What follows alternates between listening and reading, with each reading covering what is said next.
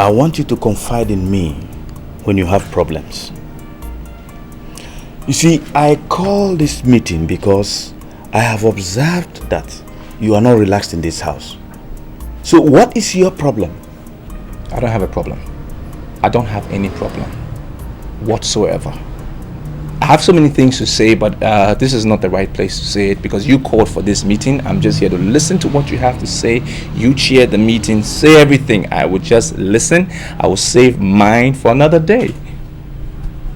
You see, when I look at you lately, I see the picture of a young man that has been consumed by greed. And it's not good for you. So I want you to retrace your steps before it is too late. Noroka, you are nowhere close, right? Nowhere close to advise me on what to do.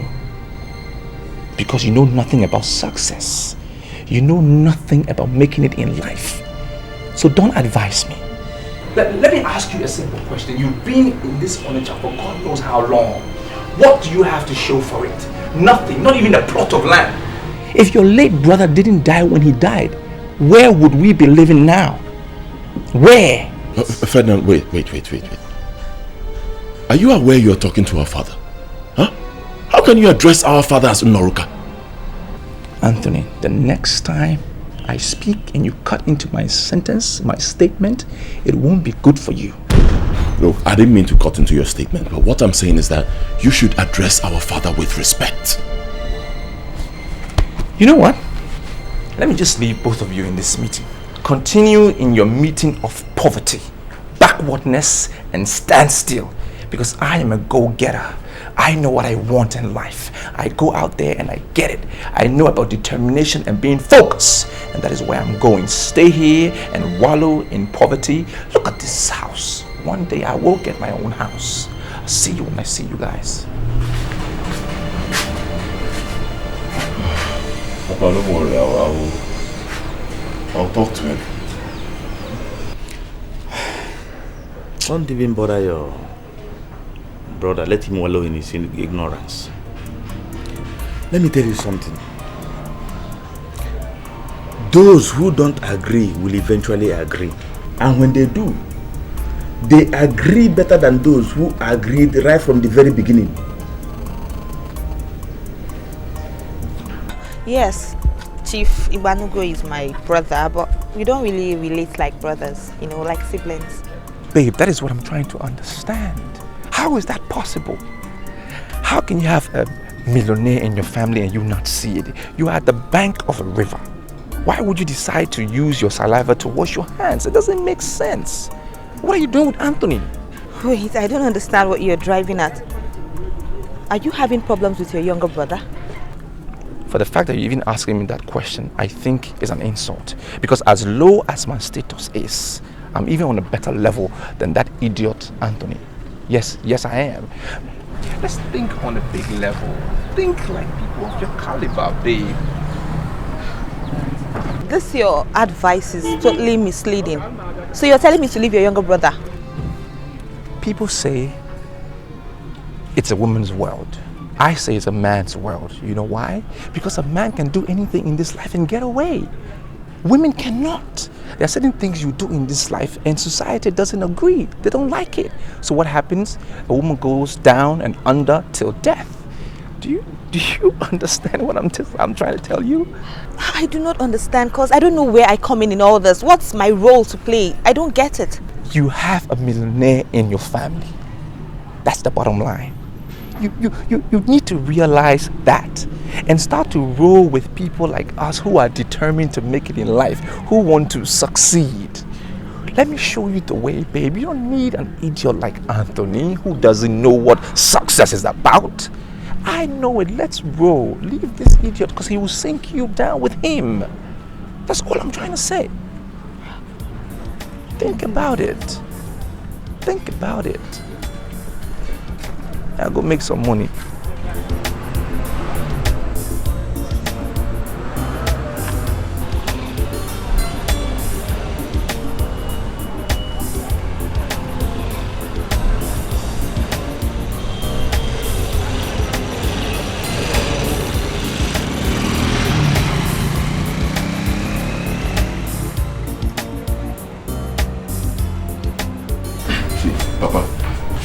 business is not one-sided. It's not.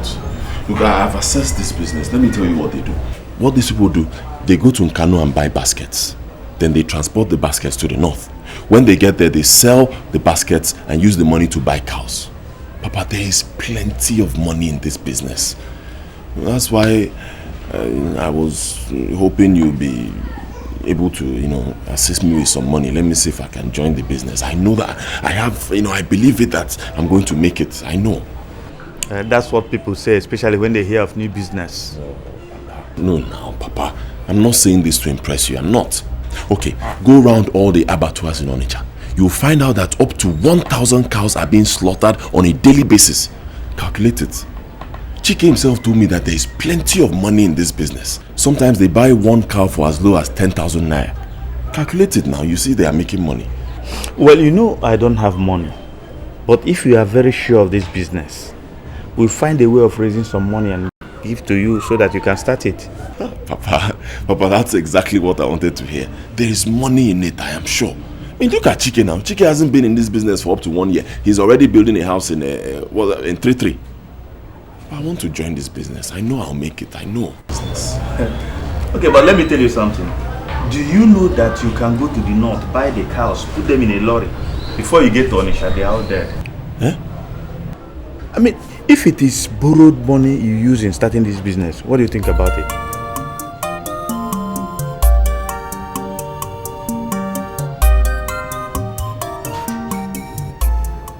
I'm very happy that you've given me audience this morning, but I must apologize for coming to you with my troubles. I've been to your office several times to meet up with you and share my problem, but unfortunately I never met you. And I know it's wrong for me to come to your house, but I'm desperate. That is why I'm here. So please forgive me, sir. Well, it's all right. You're welcome. Sit down. Thank you very much, sir. Sit down.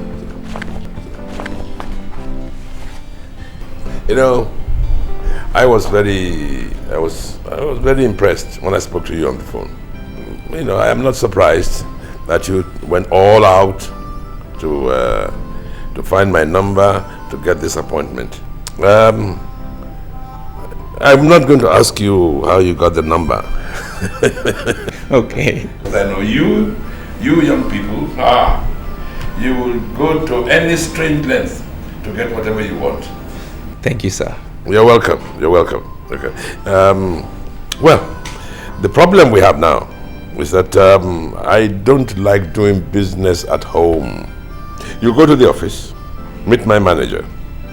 I can assure you, I would have called him before then. Everything, he will handle it.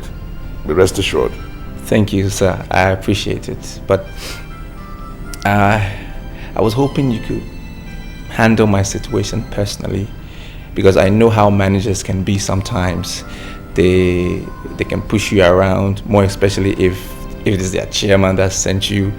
They sort of use their position to manipulate the situation. So I really hope you could personally handle my situation. I know you used to be close to my father. I'm not sure what happened. Who told you that? Your father? Well, not directly. I saw a photograph with you and him back in the day during the war. So I just assumed that you were close to have taken a picture together. I'm just pleading, Uncle, please. So, what do you want? To cut the long story short, knowing that you don't do business in the house, I'm trying to succeed in life. It's very difficult because... Anthony, what has come over you? Gosh, I cannot believe this. Are you saying you don't have good plans for yourself? Yeah. What else do you want me to tell you now? Huh? I told you that I've already concluded plans with Chike to start importing cows from the north. What else do you want me to say? Look, if you have this money, give me. My father cannot help me because he doesn't have money, and I know. But you have to impress me with your business plans before I can assist you with money. How can you think of selling cows, going to the north to buy cows? Cows! Why don't you just think big? Think of something else. Think international. International? Is it not money they used to do international business? Where will I get the money from? Bottom line, I don't have money. And I can't start breaking my head because I want to be like other people. I don't have money. I won't kill myself. Don't you see those guys in the main market that go to Asia for business? Why don't you become friends with them? Be friendly with them. Those friends that can help you. Why must you see only Chike that trades on cows? Look, I am seeing only Chike.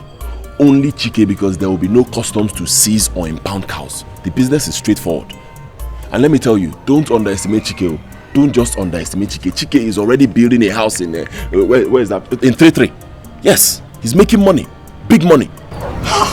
God.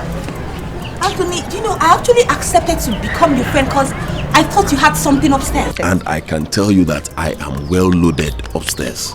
Well loaded. I can't start telling you lies just to impress you. I can't. Listen. Please, give me this money. If you have this money, give me and wish me well in business. Then sit back and see how well I'll do in this cow business.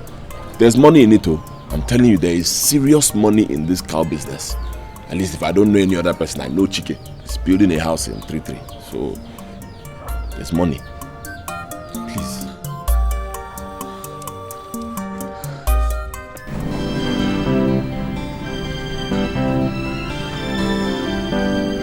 So when are you coming up with your first turn? Which first turn?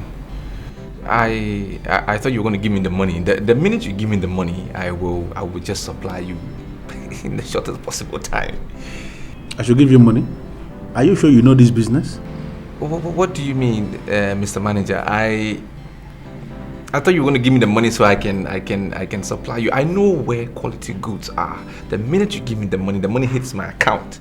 I will bring you the supply, and even those who've been supplying you, you will realize that theirs is not good quality. Mine is top notch. Just pay me and I supply you. Do you know I left everything I was to do? Came in here, sat down to listen to you because you came with a letter from the chairman. Yes. Now that I've listened to you, I can tell you authoritatively that you don't know this business, you are not ready for this business, and I'm actually thinking that you're wasting my time. What do you mean by that? Your chairman gave me this letter that I brought to you because I know my capabilities. I was able to convince him, and he was impressed with what I can do, and that's why he gave me this letter that you should do what he says. You impressed him. And that is the reason why he wrote this letter. In this letter, he said that I have to treat your case with urgency that it deserves, that I should pay you upon delivery. He never said I should give you money. He can't even say that because he knows that is not our standard. We don't operate that way. Sorry, are you saying that I should supply this big company materials and then you pay me back afterwards? Where am I going to find that kind of money from? Where am I going to get it from? With that your statement, I stand justified when I say that you don't know this business. You are not qualified to even come here in the first place. Listen to me. What you have to do is to go and look for money and come up with a supply. As long as your supply is good, exceptional, then you can be sure of your money. Even if you supply goods worth up to 1 billion naira, be rest assured that you are going to be paid. Money is not our problem here. We have excess of it. But you must make supply first, then we can pay you. Okay, if you say money is not your problem, it's the same thing whether I supply you first and you pay me back. You could equally give me the money and then I supply you. Money is not your problem. Just let me have the money and then I know where the good goods are. Ferdinand, we have a standard that we follow. You are not qualified to walk in here to change that standard. I don't have the money now. You go and suffer.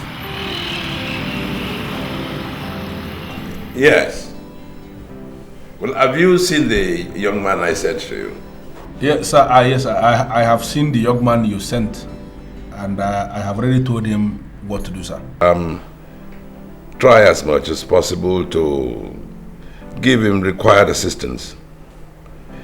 You see, his father and I were in the army together, and I really would like to help his boy.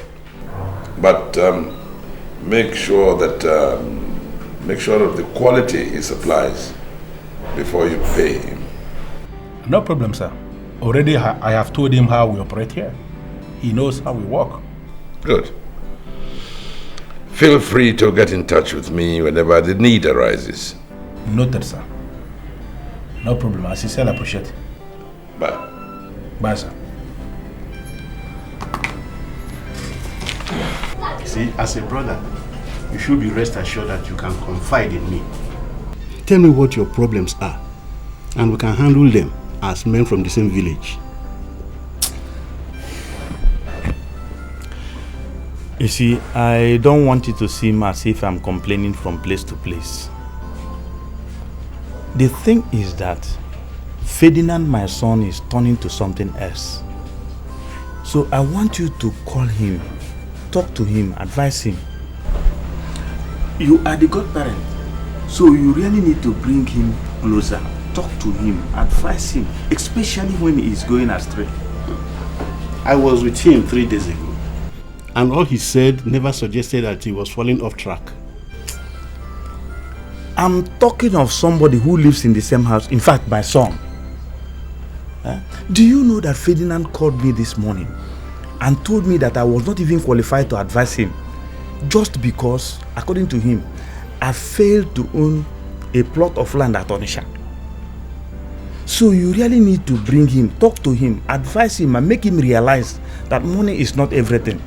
If what you said is Ferdinand's offense, then I will tell you that he has committed no offense. He told me the same thing, and I saw reasons in what he said.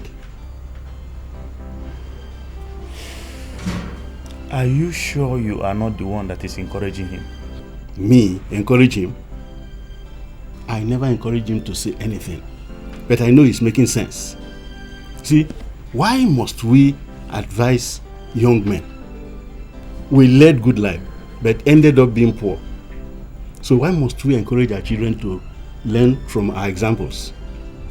I know where Ferdinand is coming from, and it is only good that we leave children to do what their mates do in order to succeed.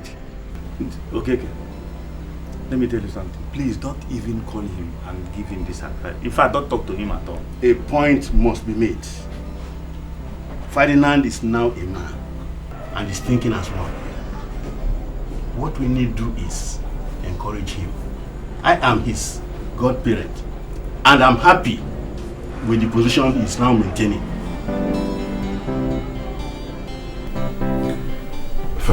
Ferdinand, I don't understand you.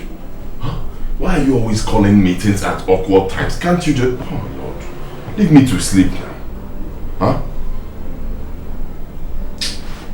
You think those who have succeeded in life sleep the way you sleep? They don't sleep like that. They don't sleep much because they need to think up new ideas. They need to come up with a plan. They need to do things that will make them successful. We need a plan. Ferdinand, I don't agree with you. No, I say no. Benson Noruka, our father, is an honorable man. And you always call him a dullard. I say no. Stop it. He's an honorable man. What do you know about being honorable? What is being honorable? What is it? What has he done? What has he given us? He's been in Onitsha for God knows how long. What has he produced? Nothing. How many years? A plot of land was going for 10,000 naira. Did he purchase a plot? And you talk about honorable man? 10,000 naira then is worth more than 10 million naira now. It doesn't make a difference. I don't even understand you. Why are you always talking against our father? Tell me. Wait, you sitting down here, you. What have you been able to achieve? Tell me, you. Okay. It goes right back to you. What have you been able to achieve? No, you. Because you're the one who always talking and making noise. You. The point I'm trying to make is, what has he been able to achieve? Because if he had achieved something, we would be achievers. Everybody needs a platform to start. Something to roll on, to move on, to draw inspiration from. We don't have it. Because he's cursed. The man is stopping our growth. Anthony, we don't need him. That's why I'm saying we need to combine, put our voices together, send him back to the village, and then you and I, as desperate achievers, brothers, we strive on. Ferdinand, what did you say? Send our own father back to the village. I say no. I will not be part of any move to send our father back to the village. The village is a dangerous place, don't you know? He may get there and somebody will poison him and he dies and we become orphans. Even better. Even better. Are we not orphans already? Are you an orphan? Do you feel like you have a father? Well, I feel I'm an orphan. Who is feeding who? Does he give you food or you feed him? Is that the way it should be? Look, let's just get rid of this man. Push him aside. Push him over. I don't care. Let's get rid of him and his bad luck. We don't need to be pulled down because we need to go up. That's where I'm going and I want to take you with me. Ferdinand, I think you've made your point. I don't mean to disrespect you, but I don't want to be part of this. Let me see, please. Something must happen. I am not going to allow Benson to destroy me with his poverty. I must be a millionaire, or I will die trying to be one.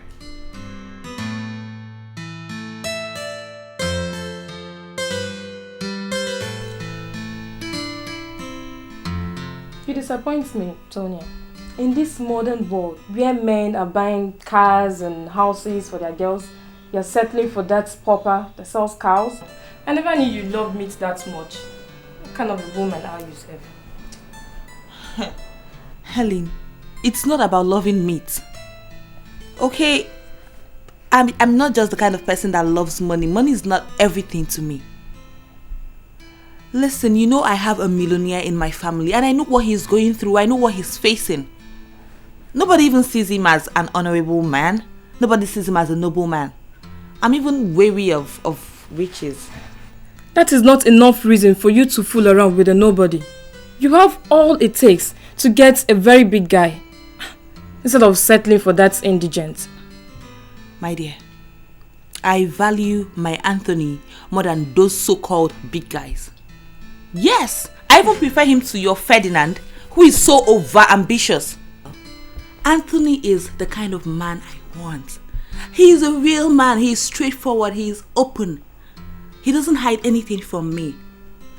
He is the kind of man I've always dreamed of. He is what I want. Anthony has a very good future. And he fits into my own future. Enough, Tonya. I've had it. I'm going to call your brother and I'll tell him what you're up to.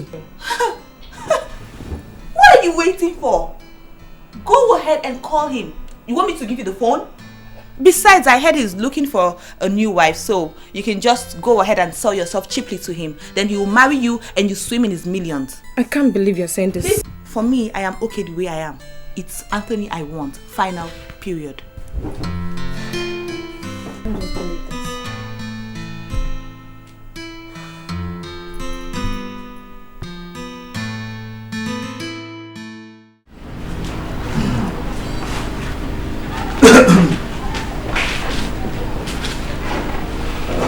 Now I can talk. What do you want?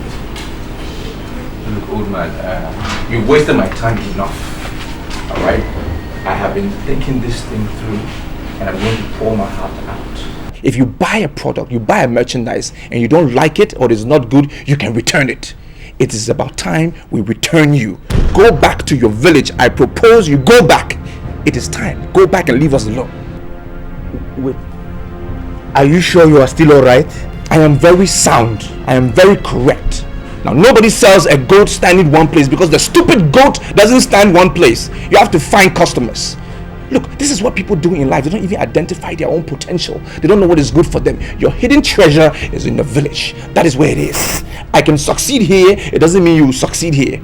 Go back to your village and stay there and just leave us alone so we can stop spending money at the hospital. Deal with some herbalist. Well, I'm sorry to say this. If you continue like this, I might be forced to place a curse on you. Place a curse on me for what?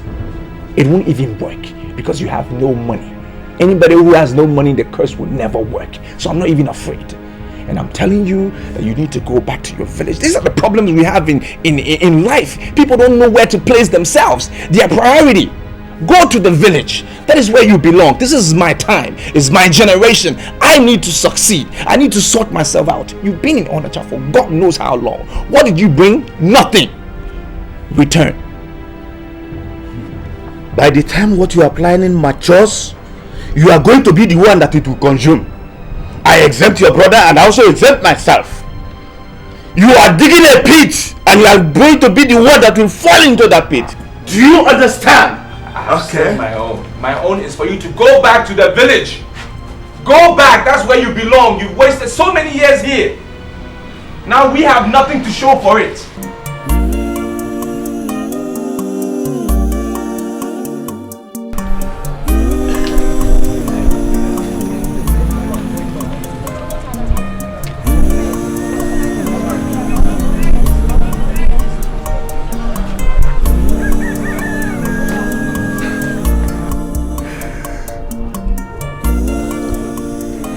See, Chike, I don't know where the money is going to come from, but I feel it will come.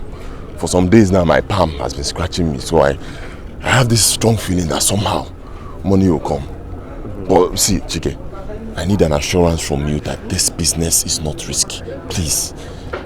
You see, I'm not going to tell you that this business is a very risky one, because it is very, very risky. The truth about this business is that it's very lucrative. There is money in this business. It is one business that brings excess money in 200% of gain. Are you sure? Do you understand? So, I mean, it's risky though, but it's lucrative. Chike. You're my friend now. I won't deceive you now. I know I don't have money. Somehow I know I'll find, but Chike.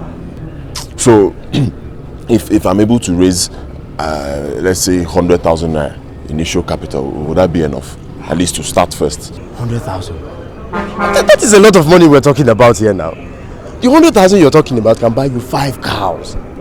Yes, I mean, you see, there are people in this business that are buying 20 cows today that started with just 100,000. No, Anthony, are you serious? That money you just mentioned can buy you 5 cows. You see, Anthony, in this business, there are people who are buying 20 cows today that's just started with 1. The most important thing is that you're coming into the business with the sole determination to succeed. And I'll succeed. Okay, thank God. I've taken you to the site where I'm building. Yeah, I've seen your house now. Every single penny you see me spending on that land was gotten from this business. From this business? I'm telling you, came from this business. Okay, there are even the so-called needs business. People that do the so-called needs cannot even boast of paying the house rent. I know now. I've seen your house. So I can join next week, Abi? Why? Why not? I mean, when you're ready, once you arrange this money you talk about, no problem. I'll give you all the assistance you need. I don't have the money now, but somehow it's going to come. Yeah. All those cows there, they're all yours, eh? Of course, now. We shared it. Myself and one Alhaji. So once they take it, they're taking it to the abattoir now. Big boy! Don't worry, I'll give you. Explain to me over your actions and utterances. Though I told him to leave young men alone, but I called you in order to know what you said that made him angry. If I knew this is what the discussion was about, I wouldn't have even shown up. You sound as if you hate your father so much. It's not like I hate him. I don't hate him, but he's not a progressive human being. He doesn't want to move on in life. He's so stagnant, you know, and he's got this bad luck thing around him that whoever is around him as well, the bad luck attracts them, and I'm not for that. So please, if he listens to you, can you just ask him to go back to the village so that I can live my life? Listening to you leaves me with the impression that you have series of plans. Oh yes, I do. I want to know what your next plans are. I have lots of plans, countless of plans, things I want to do in life, but I can't do them simply because of him. Whatever is affecting him is now affecting me. His bad luck. I don't need him around me. I need to move on in life. So I'm just saying, talk to him so he goes to the village and then we can move on. I can get good things in this life. Both in public and in private, I've agreed with you on a lot of topics, most of which are very unpopular, but I will not agree with you over this. If you know that your father's presence is disturbing your business, then take a leave. What do you mean take a leave? Leave Onitsha and relocate to Lagos, Abuja, Kano, Calabar, Cotonou, or even Europe, like my son did. You cannot compel your father to retire to the village. Do what others do. Take a leave. Okay. You're just another negative man. Another negative old man. That's what you are. You people, you don't think about moving on in life. You think you've acquired some small thing and you are just happy with it. You just stay on that level.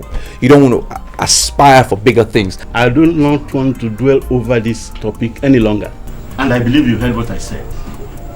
If you are no longer comfortable in Onitsha, then you leave. Chicken. Anthony, I'm not within Onitsha right now. Yeah, I'm in 3-3 supervising my breeding project. Yes, no, fine. I managed to raise some money, so I am now ready for the business. Okay, the boss leaves Headbridge before noon. You need to come to my house very early. Yeah, you come early. We need to take care of the money before the long journey to Sokoto. Huh? Yeah. Chike, which one is take care of money? Take care of the money? I don't understand. I've packed the money in my box. What do you mean? Anthony. Okay, see, just try and come early to my house. You will not understand. I will explain everything for you in details when you come. Alright? You don't have anything to be afraid of. Okay? Okay. In this life, so much work to do. The beauty of life lies in dignity. Make you not take, say another get. Make you first to get. If you first to get. A dog will follow a potbelly man for one of two reasons. Either the man vomits or desecrates. Whichever way, the dog stands to benefit. Chairman, that's why I'm following you. I know there are lots and lots of things that can happen that will make me gain. I mean, if I'm wanting, I stand to gain either way. You know, my boy, the first time I laid my eyes on you, I knew that you could be trusted. Thank you, Chairman. And this is why I have decided to get you onto greener pastures. Thank you, Chairman. Thank you.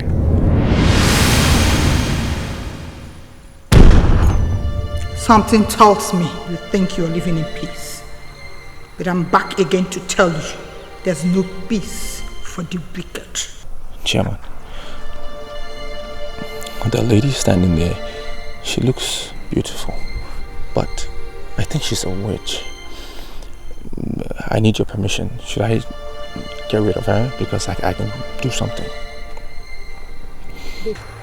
Just give me the word. The fly that has no advisor follows the cops to great beyond. You are convinced you're near, but I tell you, you are still too far.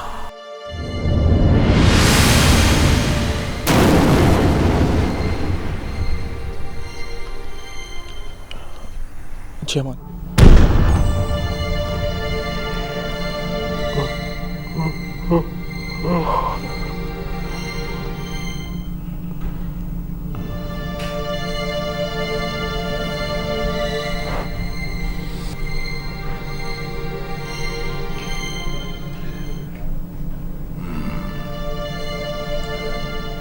I thought we had silenced the spirit of this woman.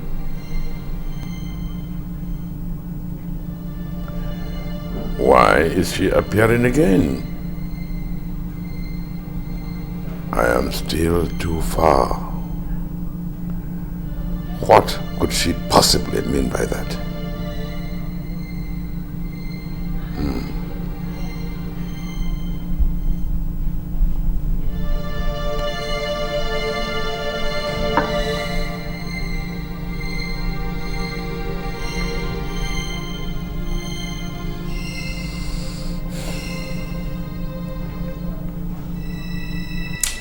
Father Lord, I am calling upon your holy name. Father, I am asking for your direction. Father in heaven, you have made it possible for me to have this money today. And tomorrow I will be embarking on this trip with Chike. Father, I call upon your holy name. I beg for your protection. Father, you said knock and it shall be opened unto you. Seek and you shall find. ask and you shall receive. Father Lord, I am calling upon your holy name. I know that I will embark on this trip and I will return successful in the mighty name of Jesus. Father Lord, I beg, I call upon your holy name. Send down your angels, Father Lord. Protect the driver, the car, everything, the road that will ply, everything about this journey will be successful, and I will come back with everything working for me, Father Lord. Be leaving behind, I pray that you guide and guard over them. My Father, my brother, I pray that you send your Holy Spirit to guard over my family, and my trip will be successful. Thank you in Jesus' mighty name.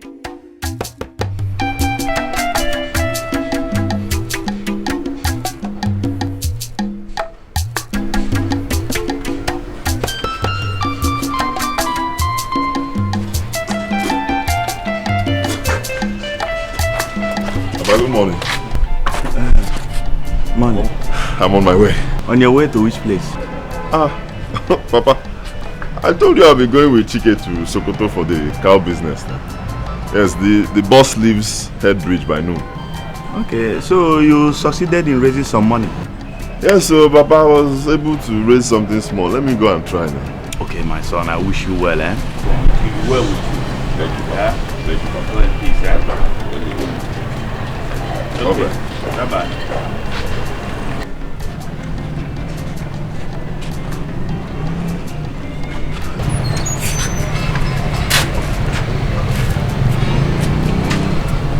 Old man, you are still here? Do you see the sun? I thought by now you would have packed your things and gone to your village. What are you still doing in this house? You see, you will eventually have your own children, and they will be disrespectful to you the way you have been to me. Can you stand before your father's grave and repeat those lines? You cannot, because you know nothing about success. You don't know how to succeed in this life. You see, me, before I bring my kids into this world, I would have planned for it. I will plan for them how many I want, and everything they need in this life, they will have it. Because I will be prepared. You weren't prepared. You were just born in. Just like that. You know nothing about determination. I said pack your things and go back to your village. Return! Let me tell you something. Your children will eventually insult you the way you have been insulting me. They will insult. In fact, I regret ever having you as a son. I regret being your son. Why? Because you have given me nothing. What have you given me in this life? Your late brother's house? Or what? Clothes? Even food to eat. I am the one that will give you money to eat. Have you given me money? What do you have? What do you have in this life? Nothing! Who should regret, you or me? I don't even know what to tell you again. Don't tell me anything. Go. No, you go! Go to the village. As you're entering the house, put it down and pack your things and go to the village. Go to you to the pump. I don't understand you. What do you mean I should go in there and take all my money and give to your lad? Why? I'm asking you to give the lad the money because that is the best thing. I don't understand this one. So if I take my money and give him, how will I buy the cows when we get to the north? Okay, Anthony, calm down. You see, it is no longer advisable for anybody to travel with money these days. You understand? All you need to do is give the Alhaji money here. He will give you a paper. When we get to Sokoto, the Alhaji in Sokoto there will give you the money once you present the paper to him. That's all. Just like that? Just like that. I was thinking about wasting time just for nothing here. I mean, you should have used the money to package, to ship all these baskets down to Sokoto for packaging of sweet tomatoes and for transporting down to the south and to the east. You say you don't want to try that kind of business. Now this is the business this is what I know how to do best. This is what we do. Give him the money and let us go. But let me tell you something. I will never allow you to travel with cash. Put that in your mind. But you didn't tell me before now. Did you tell me when we were in the house? Did you tell me if we get here I'll take my money and give to Alhaji? You didn't tell me now. Bring this money now.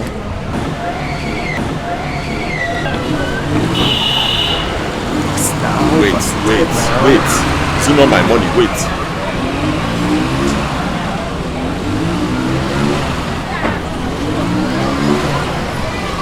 I don't understand this thing you're saying. You didn't tell me before in the house. No problem. Trust me.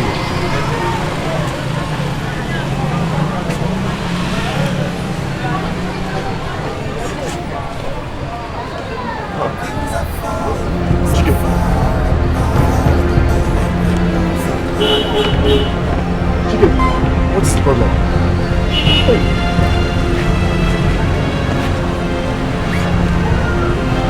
Chicken. I can't find my money. What do you mean you can't find the money now? What do you mean you can't find the money? Find it now. Let's give it to this guy and start paying now. What do you mean you can't find the money? See, Anthony, if you're not ready for this business, tell me and let me get away from it. What do you mean games? I put my money here and I can't. I cannot solve your problem until you tell me your problem. I know I told you that I work with the spirits in order to control other spirits, but I have not told you that I am a spirit myself. Santawa, I am beginning to have double mind about this your continuous claim of having control over spirits. You call me here to insult me? Santawa, I am not insulting you. I paid you all the money that you asked for. Now, I mean, you tell me, why, after you have assured me that you have caged completely Magdalene, why is Magdalene still appearing in my dreams? I asked you a question before and you refused to speak. Now I am asking again. What did you do with your wife? What business is it of yours? What I did with my wife? You are only an ordinary spiritualist who says that he works for other spirits. Then do the work. Face the work. And do it properly, instead of poking your nose into private affairs. Chief, you can intimidate others when you open your eyes, but you cannot intimidate me. If you want me to cage that woman and stop her from appearing again, then you must tell me what you did with your wife. You must!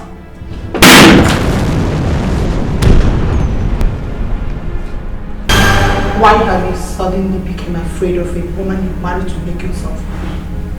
I am still not impressed with the caliber of friends you keep around you.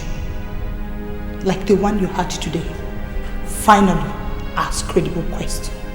You must answer that question. You must open up and tell the whole world what you did with your wife. You must open up to my family.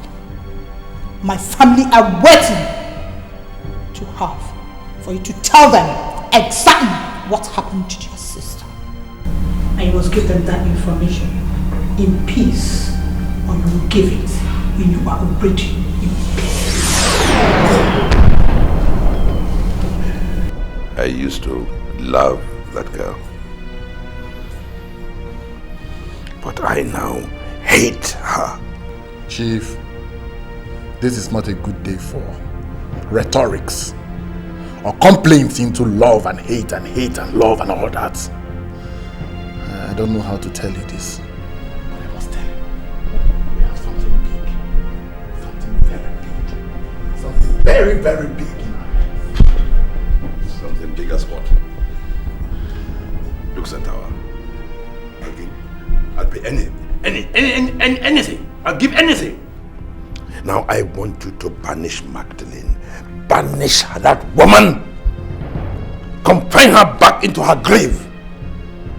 And send her sealed forever into the golden casket I ordered from Canada for $100,000. Chief, that you buried her with expensive stones instead of ordinary sand is of no use to me. You must tell me. You must! You must tell me what you did with that woman. You must! You must! You must tell me what you did with your wife. You must. You must.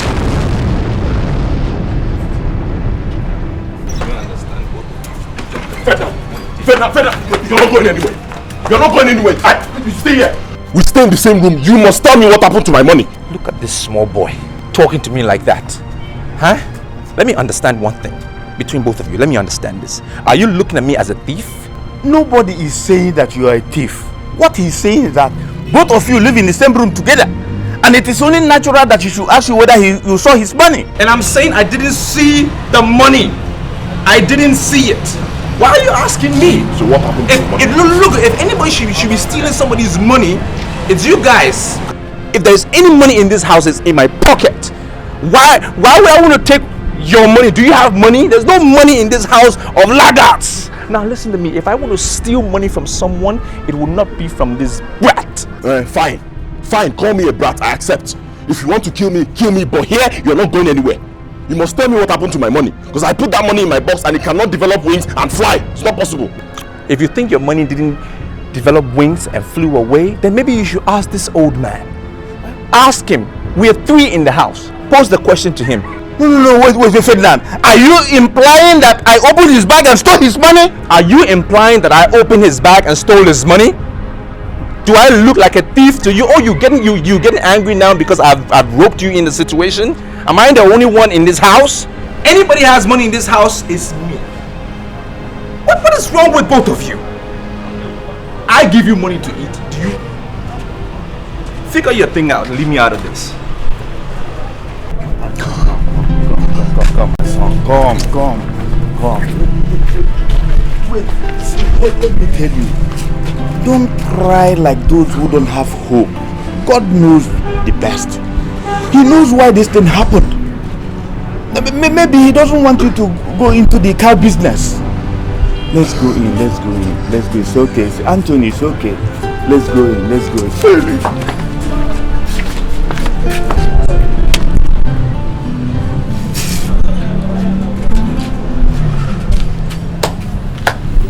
I want to know everything about this man who lured you into using your wife for money-making rituals.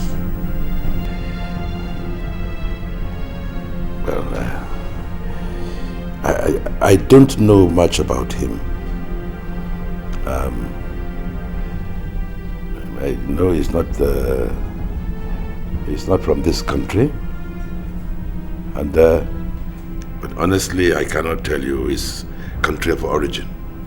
What I do know, or can remember, is the fact that we met at the airport. I was going to Jos, and he too happened to be going to Jos. We got talking, got on the aircraft, and as it happened, his seat was next to mine.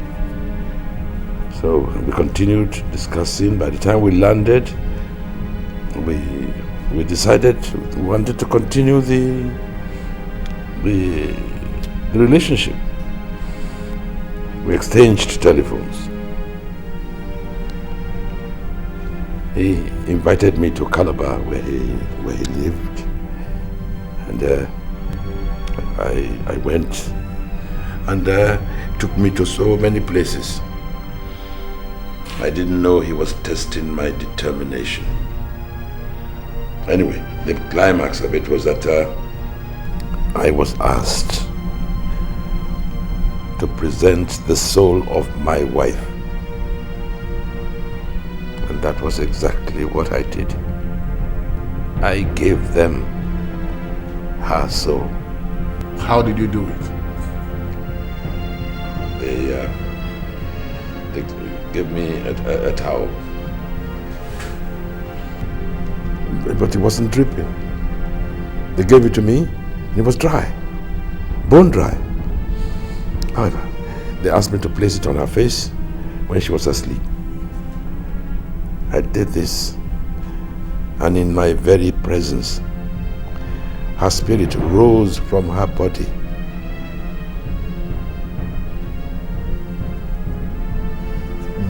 And she never woke up in the morning. I sent for the doctor. He came and examined her and pronounced her dead. What did he say was the cause of her death? He said many things, but the most important one was that her heart enlarged and stopped functioning. Chief, do you have any regrets? Oh. They took the towel from me. They took it away. Oh, I read many books on esoteric philosophy and metaphysical prisms. If I could lay my hands on the towel, I would spread it on her grave and she would stop appearing. Chief, I don't want us to go into the number of books you have read or you have not read. Let me tell you, in the occultic, 1 + 1 is not always 2. Different masters have different cosmic approaches. What may make one master happy could trigger up the beast in another one. But let me ask you, is there something they said you should not do that you did, or something you were asked to do that you did not do? They asked me never to see another corpse after my wife's corpse. And for years, everything worked. I was making money. Everything I touched became gold. You know, bank managers were falling over themselves for the accounts of my companies. Oh, everything was fine. And until I lost my child, and the body was brought home, my only child.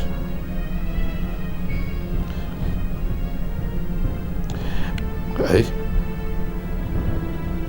wept. Oh, how I wept. I wept so bitterly before the cops. And it was after that Magdalene, his mother, began to appear. How do I meet this foreigner who lured you into the occultic? I honestly don't know. He no longer lives in Calabar, and we only meet every 21 months at our meetings. Honestly, I don't know. I need to get to that meeting. There are things only him can tell me. Santawa, there has to be another way. I mean, we cannot wait to cross-examine this man. We cannot wait another 14 months before we see him and go through all this agony. Please, there has to be another way. I'm sorry, madam. Don't see this as if I'm being disrespectful, but the courtesy demands that when you are ushered into an office, you sit down and introduce yourself. Do you actually want to tell me you don't know? Sincerely, as in honestly, I don't know you. I'm sorry if I ought to know you, but I doubt if I have ever seen anyone like you anywhere before. Make this easy for me, please. Who are you? Chief Ibanugo employed you after the first manager left, is that? And you didn't bother to find out why the former manager left this big company to manage a small hotel. Madam, I didn't bother to ask such a question because I am a professional manager. As a point of fact, I am a senior research fellow with the Nigerian Institute of Professional Managers. I have a duty, and that is to turn companies around. I don't have to bother myself with the reason why somebody left the place. That's not my business. I am here running this company, and I'm doing it to the very best of my ability, if you understand what I mean. Your chairman has not been coming to work. Do you know why? Very simple. He realized that he has a competent manager who is managing the company, and he decided on his own to stay back in his house and monitor events via telephone, email, and other communication means. I don't know. You have not told me who you are. Why all these questions? There's a towel I gave to him. He has used it for so long. I don't know why he has refused to return it. I want the towel back. Madam, are you sure you know the person you gave your towel? Yes. I gave my towel to Chief Ibanugo, the managing director of this company. Just tell him that Magdalene came to your office asking for the towel. Madam, please, madam, wait. I don't understand what you mean. Can you break it down for me? You wouldn't make me to believe you are naive. Or don't you want to deliver my message? Yeah, madam, please. That's not the point. The issue here is that your mission is a known issue. I cannot discuss this very visit of yours with my boss. Yes, I believe, because I know you cannot lie. My boss may have borrowed your towel, but I can tell you confidently that he must have forgotten about it. So tell me the cost of this your towel and I'm going to pay you back. We cannot take this kind of trivial matter to the MD. You know what I'm talking about? Towel. Do you think you can pay for the towel? Madam, as long as you are sure that it was a mere towel that you gave my boss, then I can pay for it. Looking at you, I know you don't go for any towel. It must be designer towel. So you tell me the name of the designer of this your towel and I'm going to place an order for their latest design, their highest grade. It can be delivered in 2 days. Good. Don't you ever try to join yourself to something that doesn't concern you. Tell Chief Ibanugo that Madam Magdalene came to your office asking of the towel. Don't you ever fail to deliver my message. Thank you.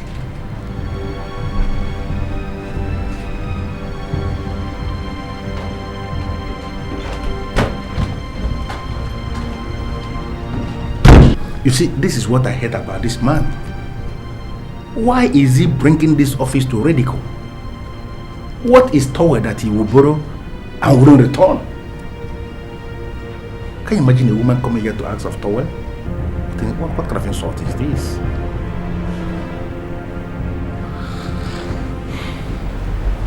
Anyway, I'm surprised that you and Anthony are the same parents. So if you don't seem to be in the same frame of thought.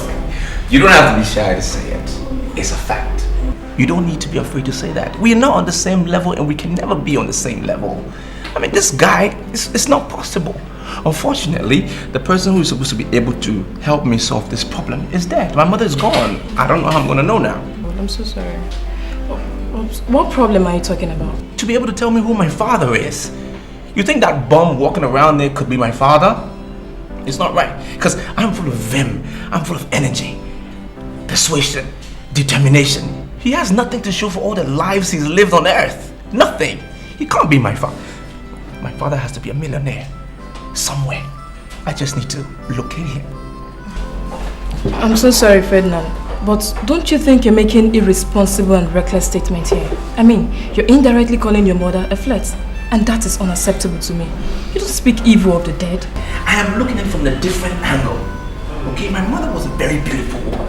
And there is no way that she could have married that man. I don't know what he could have told her to make her marry him.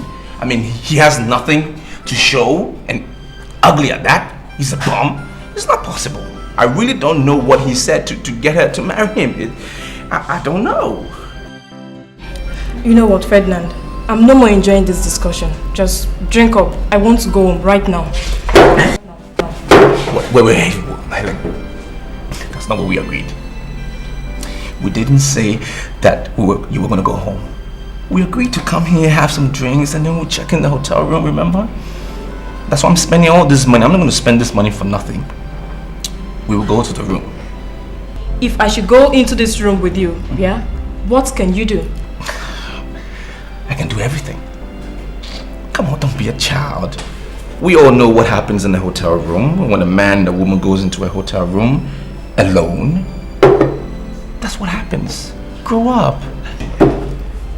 Huh? Chief, the only way we can end this cycle of appearance is to give her a man. She needs a man, and we must give her a man. Magdalene has never been a flirt.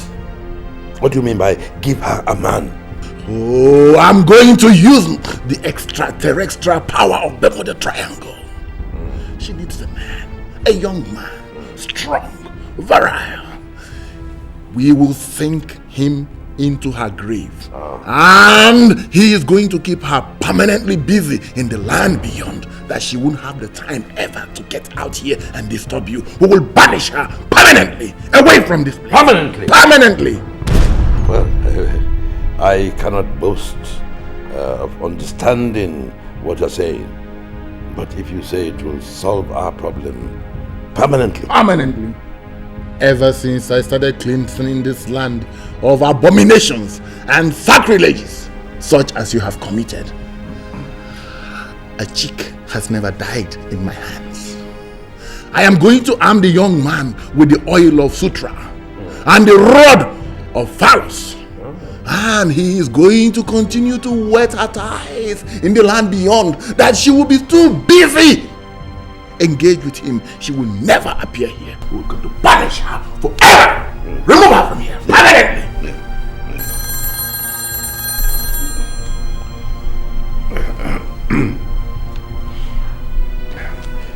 Yeah. I'm sorry to disturb you, sir, but something came up. Something like what? Sir, one Madam Magdalene came to the office. She came to ask of a particular towel that she alleged she gave you, that you have used for only God knows for how long.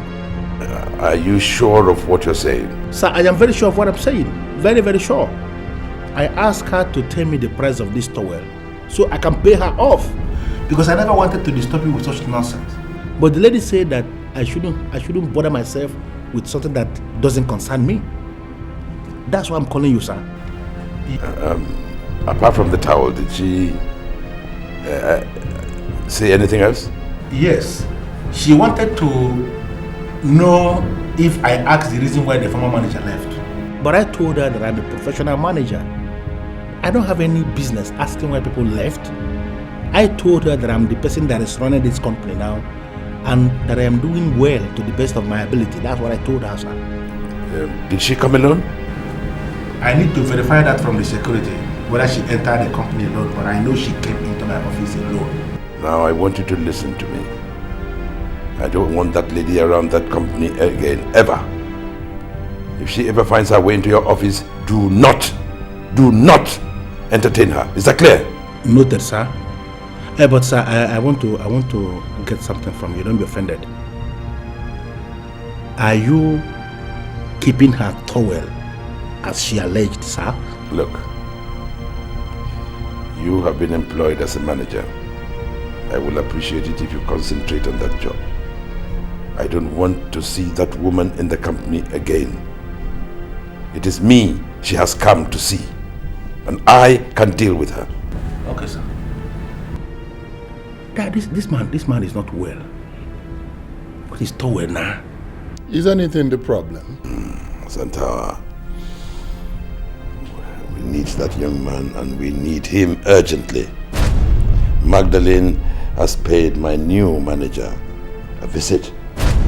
I have told you what we must do. We need that young man fast, and then we can sit down here and solve the problem. Banish her! Completely! Banish! Banish her! Permanently! Permanently! Whether it is Indian hemp, Canadian hemp, American hemp, English hemp, French hemp, Nigerian hemp, whatever nonsense hemp is not good for you. Now, why are you parading yourself as a security officer in this company and you're smoking hemp? Why? Fiakwa, manager, why should I smoke something that have been banned? Eh? I'm a good security man. Then you prove it. And there is only one way for you to prove it. Who cleared that lady that came into my office a couple of minutes ago? She was the very first visitor I have this morning. And ever since she left, no other person has entered this office. Her name is Madam Magdalene, according to her. Who cleared her? Madam Magdalene. Manager, maybe you don't believe me. Oh. Since morning, I've been standing at that gate. Since! Looking with my 2 eyes. I did not see any lady come to visit this office today. But nobody.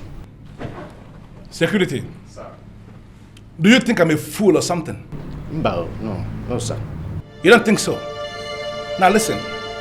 The lady I'm telling you about sat here, right on this chair. She walked through that door. She wore a tag that actually proved to me that she was cleared from the gate. I am asking you as the chief security officer of this company, who cleared that lady when she came through the gate? Manager, maybe you are the one that smoked the hemp. I beg your pardon? No, sir. Sorry, sir. Should I bring the register so that you can cross-check by yourself? We did not issue or assign any lady with tag today at all. No, sir. Yeah, I got it. I remember the tag number she wore. As I'm seeing you now, I'm seeing her. I'm looking at the tag. 666. Blood of Jesus. That's the tag number. Who gave her that tag? Security man. Who gave her the tag? Manager, maybe you are mistaking this place to be the former company you are working with. Huh? Are you out of your mind? No, how dare you ask me such nonsense? I said, who cleared that lady? Sir, manager, that tag number 666 is Antichrist number. No? Eh? We cannot issue such number from this company. It is not from this company, sir. Our number ends in 070, MTN. And it's not even up to 100, not to talk of 666. Hey, I did not see any lady with that Antichrist tag. Be it tall or small or dwarf, green, yellow. I did not see with my eyes. And the tag is not, we did not give any tag in this company. Security man, I can see you are doing everything humanly possible to smuggle in religion into this very simple discussion we are holding here. Then look at me. This place is not a church. Sir. It's my office. Yes. There is no Bible here. Now I have my own idea of religion, which is different from whatever idea you hold on that same subject. Security man, if you don't mind. CAZ. Get out, my friend. Hey, sir. No, because we did not see any. What is going on? Does it mean I am suddenly up against the Antichrist? Antichrist? Is she a woman? Or a man?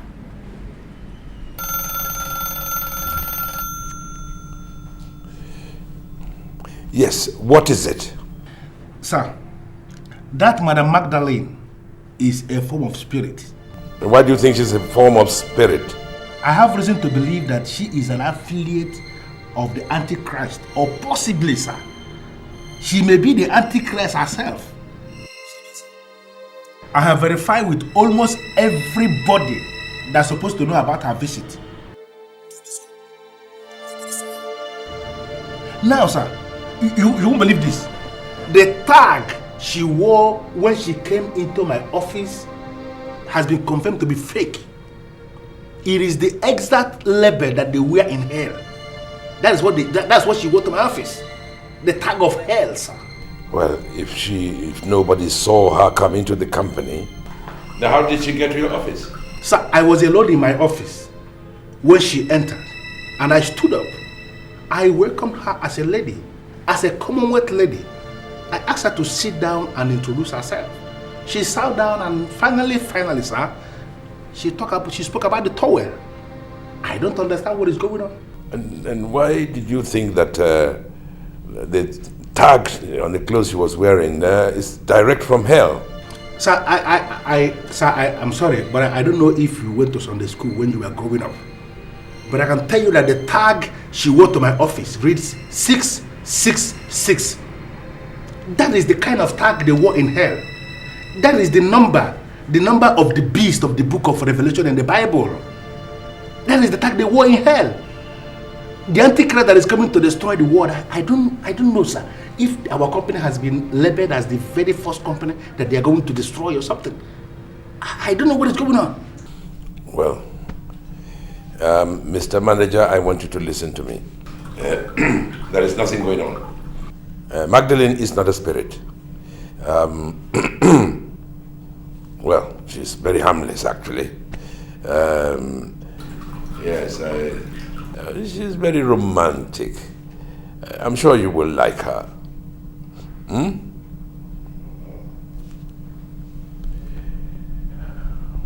Shaman, are you sure that this lady is romantic? Pull my leg. I get this lady and she's nonsense. You will like her.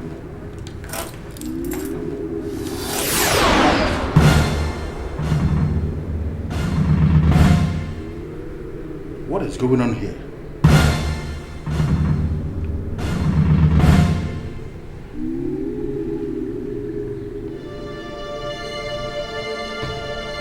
Things are falling so far apart, like I'm losing now.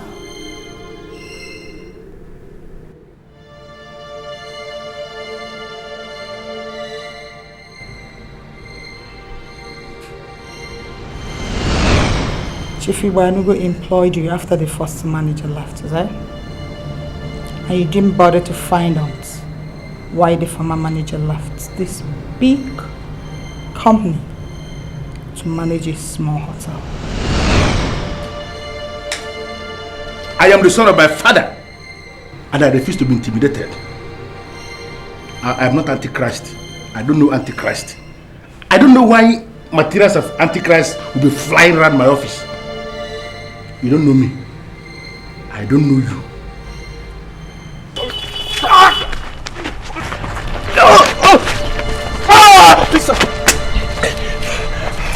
I'm looking for guidance.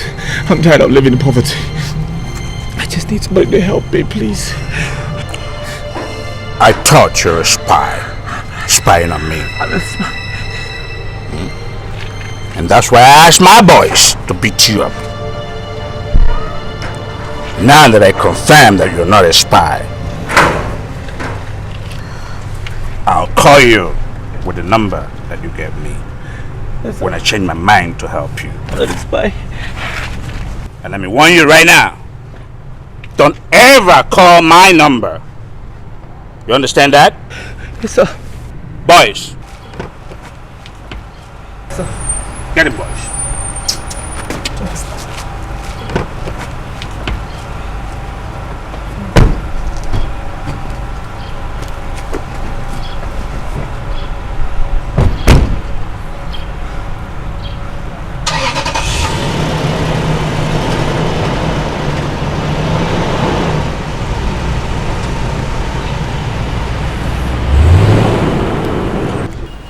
As humans, we are prone to mistakes.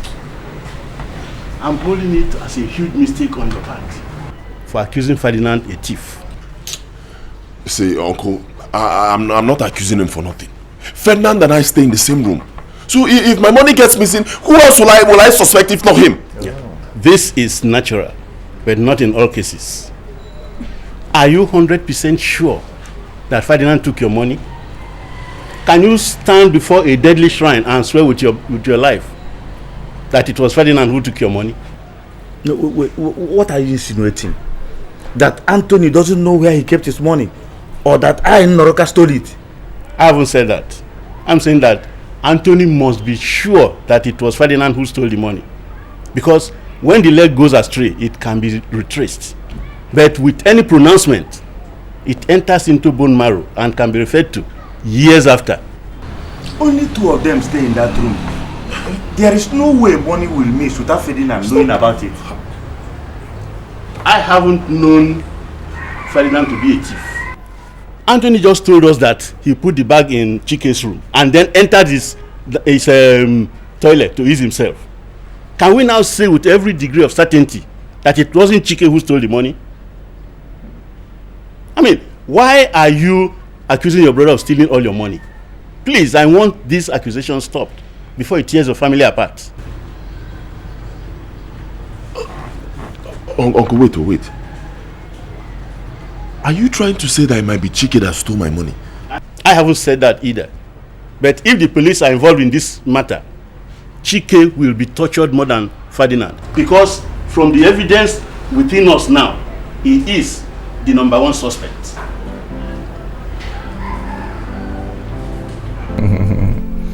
Helen, when I told you, I said, let's go to the room, you were doing shakara, as if you don't know what's up.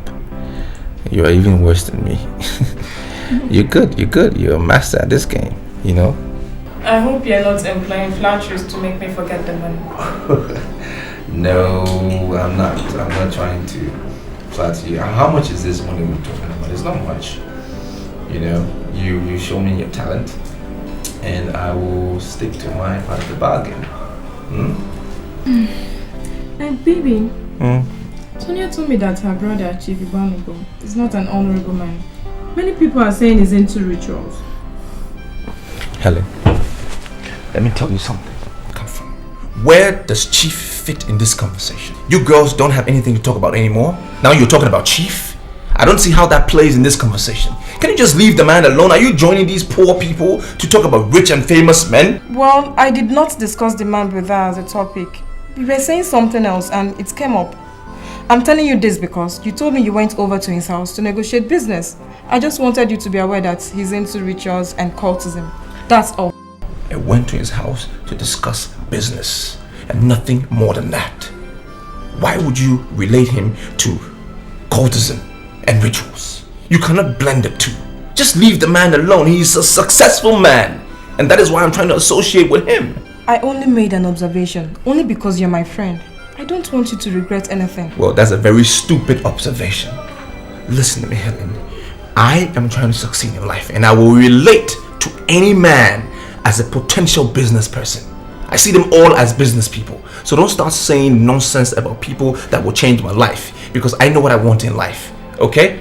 Just leave Chief out of this. You're talking as if you're already getting on well with Chief Ibamigo. Well, not just Chief. I'm getting along with everyone. All the big men, all the millionaires. The man is rich. He's a millionaire. And I will associate with him any day. I don't care. I will do whatever it is to be a millionaire because I know one day I will be a millionaire as well. So don't be saying nonsense about such men. What? Hello? I've changed my mind and I want to help you. I want to introduce you to business. Venice? Look, I am not interested in this anymore. Listen, when I came to you the first time, I just thought that you were my only ladder to success. I don't think like that anymore, so just leave me alone. I am not the only ladder that you need to climb up. I am a good ladder, just a good ladder. I will help you. No, Venice. You are not a good ladder. You are nothing. Why would somebody be introduced to an ocean and then the person will be interested in the river? Why? It doesn't make sense. Be specific. Who are you calling ocean and who is river? Well, you are neither of them. You're not the ocean. You're not the river. You are a lake. In fact, you are a pond. Nothing but a pond. A dirty pond.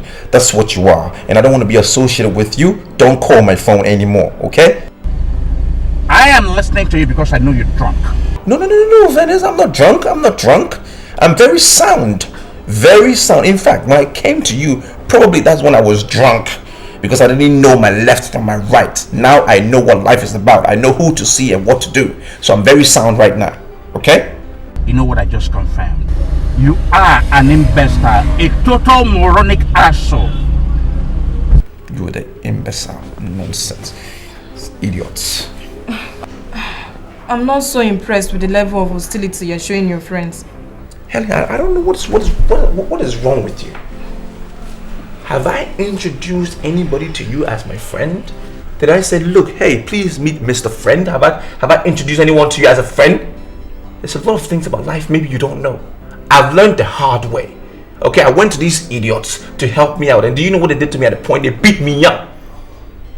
But I'm still standing today. I still survived. And now I know what life is about. I know who to see and what to do. So don't even talk to me about friends. If you want friends, you can keep your friends. We started on a very good note. Why do you want to spoil things? Don't talk about Chief again. Chief is a good man. Vincent, you worked in that company before you came here to be manager of this hotel. And I know you know certain things. That's why I'm here. Well, Larry, it depends on what you mean by certain things. I will resolve in my heart never to discuss that company with anybody. But Vincent, I am not just anybody. I am the manager of that company now. And I took over from you. I want to know the reason why you left. Must I tell you why I left? I met the company in shambles. Did all within my powers to revive it. It wasn't working. I did the honorable thing, walked away. And for the records, I left on my own. Yeah, of course. I know you left on your own. Even in the company, we have records. Verifiable records that show that you were doing excellently well as the manager. I came here to know the reason why you left that company to come and be manager here in this hotel. Mr. Larry, there are certain questions you don't ask a man. But I must say that the decision to leave that company was personal, and I intend to let it remain so. Okay. Vincent, do you know any lady called Madam Magdalene? Is she already working in the company now? That means you know her. It simply means you know her. Well, I've seen the name. I haven't met her in person though. May I know where you saw the name? Larry, why do you ask so much questions? If you're sick of the company, simply quit. You have the qualification and experience to get yourself a better job anywhere else. Of course, I know that I have the qualifications to get myself a better job somewhere. I know. I agree with you. But I have a job that I'm doing now, and I'm doing this job to the very best of my ability. You worked in that company before me, and I came here. Why did you leave? Mr. Larry, if you must know, I left that company because all of my laudable effort to revive it were only seen on paper. None, not even one, was translated into physical success. The height of it was that one morning, I got to my office and met a very strange letter waiting for me right on my desk.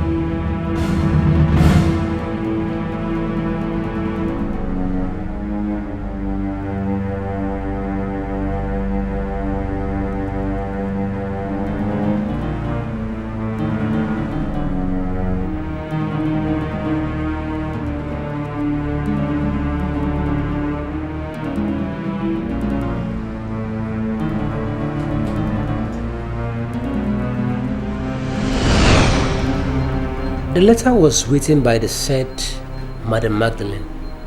She told me I cannot run where angels dread to walk. You cannot run where angels dread to walk. What does that mean? Honestly, ghost people covered my whole body when I read that letter. It became obvious to me that I was up against some strange forces. I told my dad about the letter and he asked me to quit the job. Now, Vincent, I'm sorry, I want to ask you a question because there are some issues that I've been trying to resolve since morning. And I want to know what you think. Vincent, do you believe in the existence of the Antichrist? Well, I think the right question should be, don't you believe in the existence of the Antichrist? You see what I'm talking about?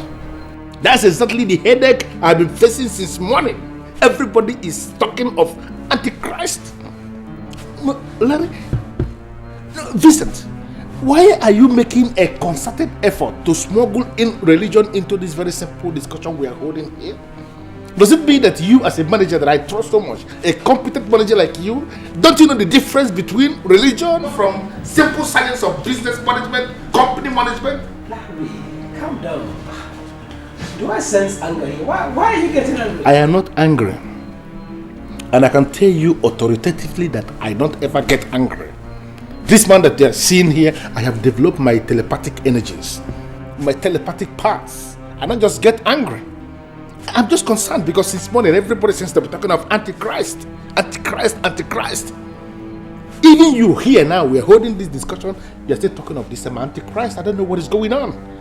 Now, you say that this lady wrote a strange letter to you, Madam Magdalene.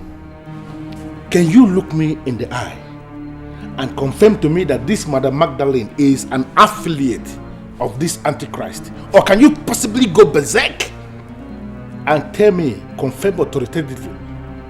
Or can you possibly go berserk and confirm to me that the said Madam Magdalene is actually the very Antichrist herself?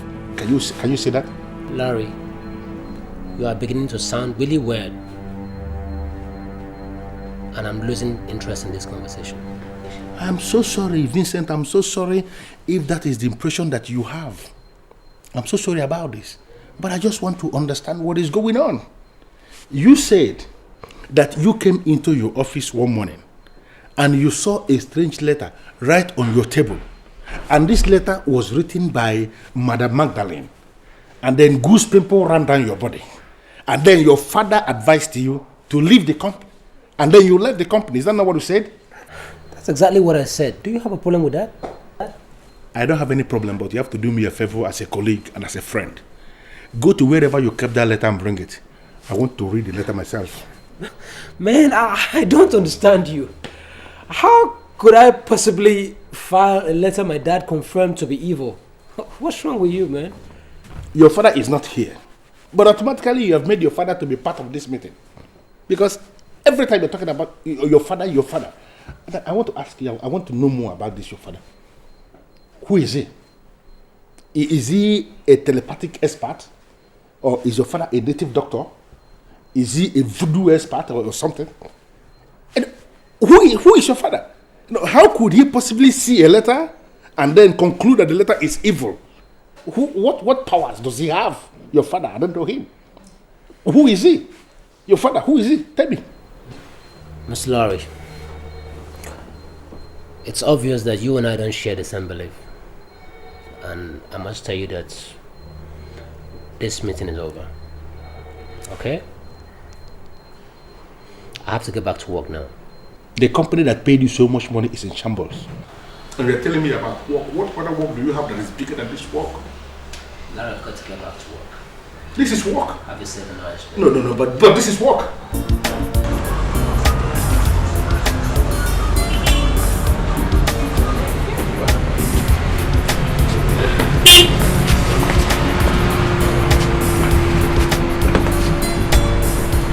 Okay, Chairman. Hey. How are you, President? Hey, I'm fine. I'm good. I didn't know you come to this hotel as well. Big men like you come here.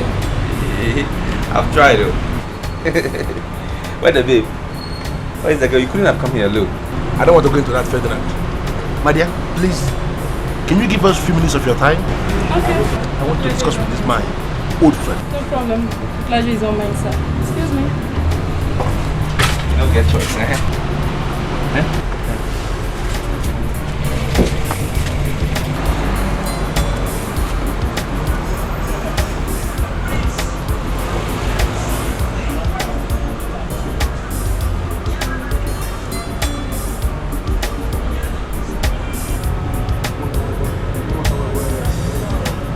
Yes, manager. Chief Ibanugo told me that you are the son of his old friend. No, I won't say I know him very well, but I know he's a rich man, he has money, and everybody knows that. But if something else you need to know about him, you can ask me. I will give you the information for a fee. For how long have you known Chief Ebanago? I haven't known him for a very long time, but I know he's a rich man. That's what is important. Now, Ferdinand, have you heard of a lady called Madam Magdalene before? No, I haven't heard about anybody like that. But is she rich? She has money? Well, maybe she's not even rich, because I know all the rich people in this town. If she had money like that, I would have known her. I'm attracted to rich people. I just know them. Do you know, that very first day you came into my office, yeah, I concluded, I saw it clearly, that there is something wrong with your psyche. You are still showing me that same impression here. I asked you a very simple question, and I want a very simple answer. Do you know any lady called Madam Magdalene, please? I don't know anybody as Madam Magdalene. What is your impression about Chief Ebanago? I've already told you, Chief is a rich man. You work for him. I'm sure you. I don't even know why you're asking me these questions. He's a rich man. That's all that is important. And I know God will make me like him one day. That's my prayer. Now, based on what you know, can you say that Chief Ebanago is into occult or ritual? Can you say that? Why are you talking like that, Mr. Manager? Don't be like these poor people who, when they see a rich man, they just say all sort of rumors about him. It's not true. I mean, I doubt it. Why are you asking me? I don't think he's into rituals. The man is rich, and that's all that is important. That's all I need to know. Then, you know, I consider this call that I made to you now a super waste of my time. If you don't mind, can you just go and join your girl? I want to take my leave now, please. It's not possible. You have to pay me something. Give me money for what? You wasted my time. You wasted my time because you have ended up telling me just trash. Can you just take a leave, please? I want to leave now. You brought me in your car to ask me questions. You have to pay. You drop me where you pick me up from.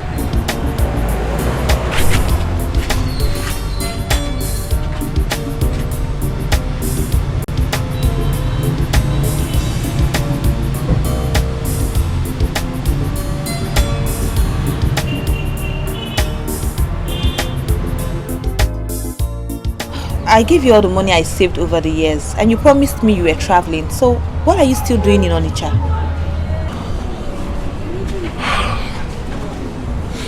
Too many things are simply not right, and it's getting me more and more confused. I'm so confused. Confused? Confused over what? Confused about the money you gave me. Listen, I don't have any other money to give to you. I gave you all I had. If the money I gave to you is not enough for you to start your business, then you better go look elsewhere, because I don't have. Yeah, I know. I'm not asking you to give me more money. I'm not saying you should go get money and give me again. It's just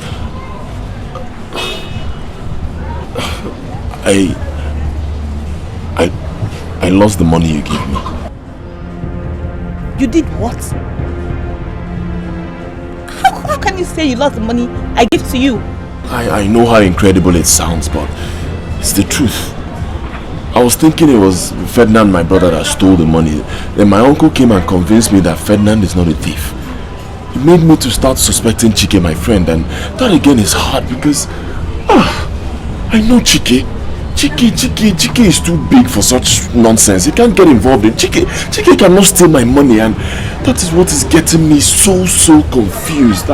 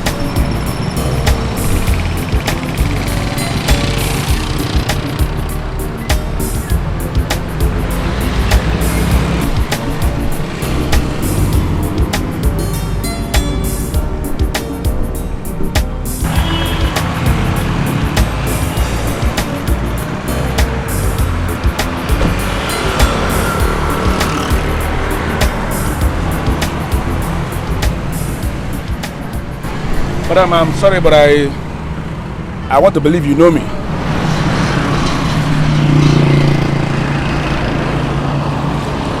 the father read the letter and advised her to leave the company? Is it because you don't have a father that you are running from pillar to post looking for the Antichrist? Let me ask you, do you have what it takes to stand before the man that constituted himself the enemy of Christ? Madam, I sincerely can't remember telling you that I don't have a father. And for you to know that I don't have a father, it means you are not an ordinary woman. I can see that. But please, tell me the truth. Are you an affiliate of the Antichrist? Or possibly, are you the Antichrist in flesh and blood? Only fools make efforts on the efforts made by others. You cannot be smarter than the angels. By the way, who are you to succeed where angels failed? Wait.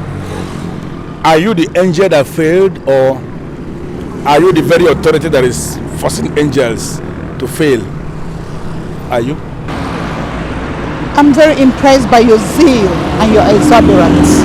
Thank you. But I will advise you, open your eyes and see, before it becomes too late for you to see again. But my boss told me something when I told him that you came visiting. He said that you are an expert when it comes to romance. And looking at you as you stand here now, I can see the reality of that statement. Because you look like the very romance in flesh and blood. Look at your eyes, looking so sexy. You know, looking so honey. I am equally an expert in romance. And there are several things I can do when the doors are closed. You know what I'm talking about? Could you please give me your telephone number? You know, the sun is much. We can't say much here. But if I have your number, there are lovely things I'm going to tell you over the telephone concerning love. You know, love. Love and hatred has a very tiny line in between them. Get to know the true color of the line. Then you and I can settle for the romance of contract. Good day.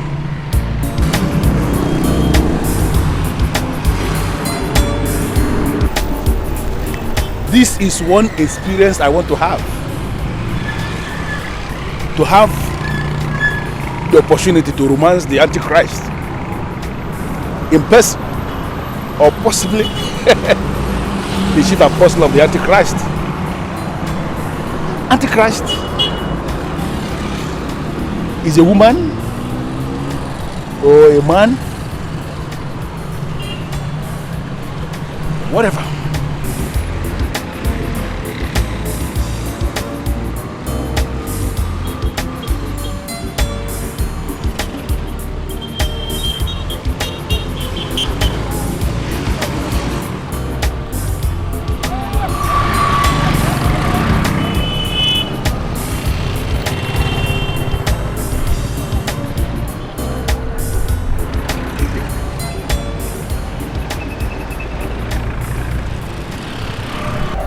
See, you are the last person I expected to visit me. I'm really surprised at your visit. And why should you be surprised at my visit? You and I were in the army together, and people knew us as friends. Or are you saying that I'm no longer your friend? Yeah, we were in the army together, and you are such an excellent soldier. No. But all that is history now. Exactly. We are now in different divides of the world. You never really visited me. You can't say you don't know what I'm talking about. Well, let's forget about that. Since you have refused to come to me, it is only natural that I shall come to you. Well, in any case, you are welcome. Thank you. Thank you. Ferdinand, your son, is he in? Oh, you are looking for Ferdinand. I hope there's no problem. No problem. No problem at all. He's my boy. We get on very well. Well, the truth is that I can't even account for that boy's movement. At times he doesn't even come home for days. But in any case, I will let him know that you came here looking for him as soon as he comes back. It is absolutely urgent. Please tell him it is very, very important. As soon as he comes back, I'll deliver your message. Thank you. Well, I cannot leave without giving you something. For you. I am sorry, Ononeni, but you are sounding weird. What exactly do you mean? I mean, that man parading himself as Chief Igbanugo is evil. He knows much more than what he told us regarding the death of my sister, his wife. You see, that was exactly what your brother said. Of course. But now that we are here, let me ask you this question. Do you really think that Igbanugo was involved in the death of his wife? You don't know him. I know him very well. He is deeply involved in cultism. My sister, before she died, was suspecting him of taking her womb. That was why my sister did not conceive except that initial and only child. You see, I don't want it to seem as if I don't want to understand what you are telling me. But let me ask you, do you think that somebody can take away the womb of a woman and that woman will still be alive to say that this person took away my womb? Are you telling me that you do not want to believe me, Noruka? Believe me. It's not as if I am disbelieving you, but let me ask you this question. Did she really go to a doctor to confirm that her womb was tampered with? You know, we are in a civilized society. We can't be behaving as if we are in dark ages. It appears this man has brought you over, Noruka. But tell him that we must never relent any effort to see him punished. He is in ritualism, and whoever is there must never go unpunished. Tell him that. Yeah, I thank you for your kind gesture, but you can keep your money. I don't need it. You are refusing money that I am giving you from my heart? Well, the truth is that you came here looking for Ferdinand, and that boy has proven to be a very bad son who entered the mother's womb through the back gate. I'll let him know that you came here looking for him. You can keep your money. Thank you very much. I don't need it. In this life, so much work to do. The beauty of life lies in dignity. Make you not take, say another get. Make you first to get. If you first to get, now so you go turn, now your head go crash. I can sense deep down those fears, those crazy ideas on your mind. Let's not destroy the bond God has given. 'Cause I know I'm very glad that you've been able to convince them that I didn't steal the money. I mean, I'm not a thief. But I'm here on a completely different mission entirely. Can you help me by telling me what you know about Chief Igbanugo? Chief Igbanugo is not a good man and can hardly be your role model. Why do you ask?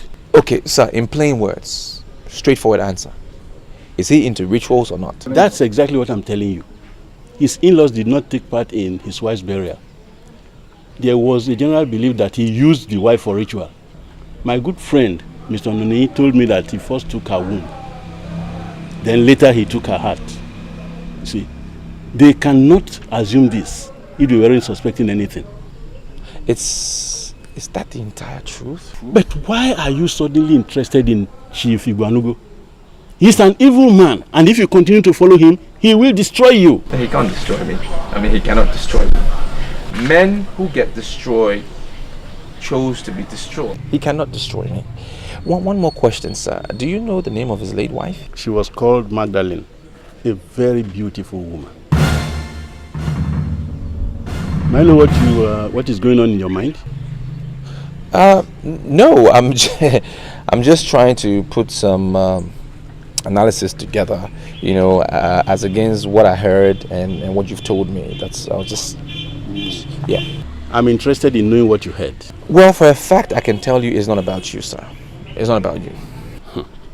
Look, men that are men don't take money from Chief Igbanugo.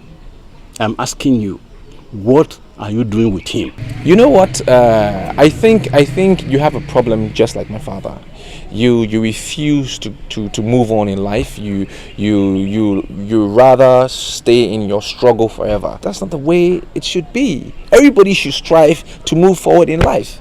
I mean, the rich people, whenever they tell poor people how they made it, the poor ones rather stay poor because they don't have the guts, they don't have the heart to do whatever that person did to become rich. And that is sad. But I can tell you, I'm moving forward. I'm here to attain the highest height. Anyway, thank you very much, and I'll see you around, sir. Thank you. Make you not take, say another get, make you forced to get.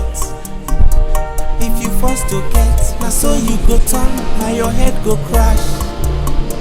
I can sense deep down those fears, those crazy.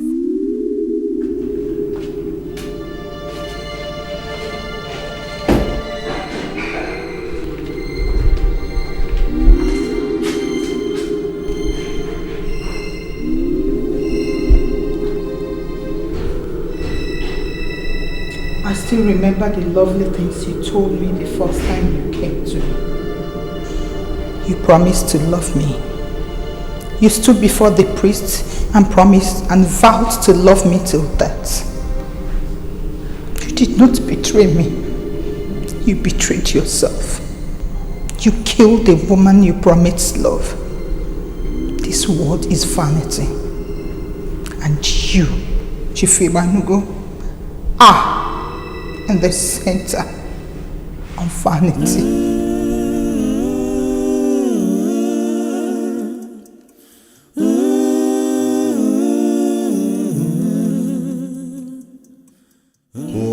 I'm going to use the extraterrestrial power of Bermuda Triangle.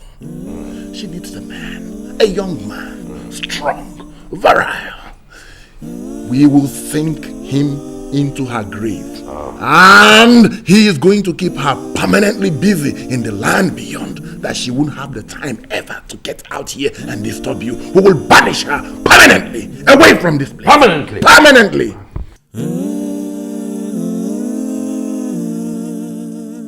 In this life, so much work to do.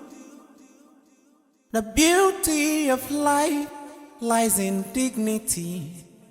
Make you not take, say another get, make you forced to. I cannot say that I know much about rituals and spirits. But if I may advise you, with what is happening now,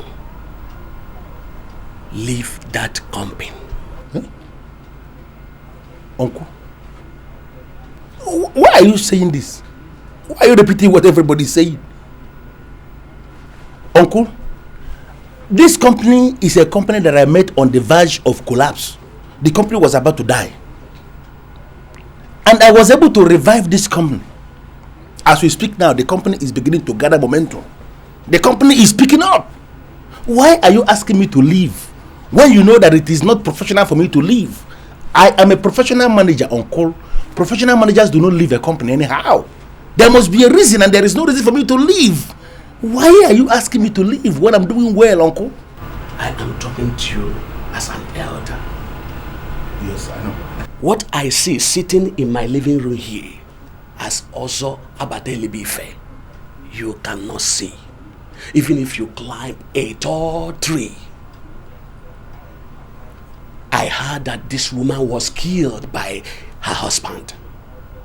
And how burial was shrouded in controversies.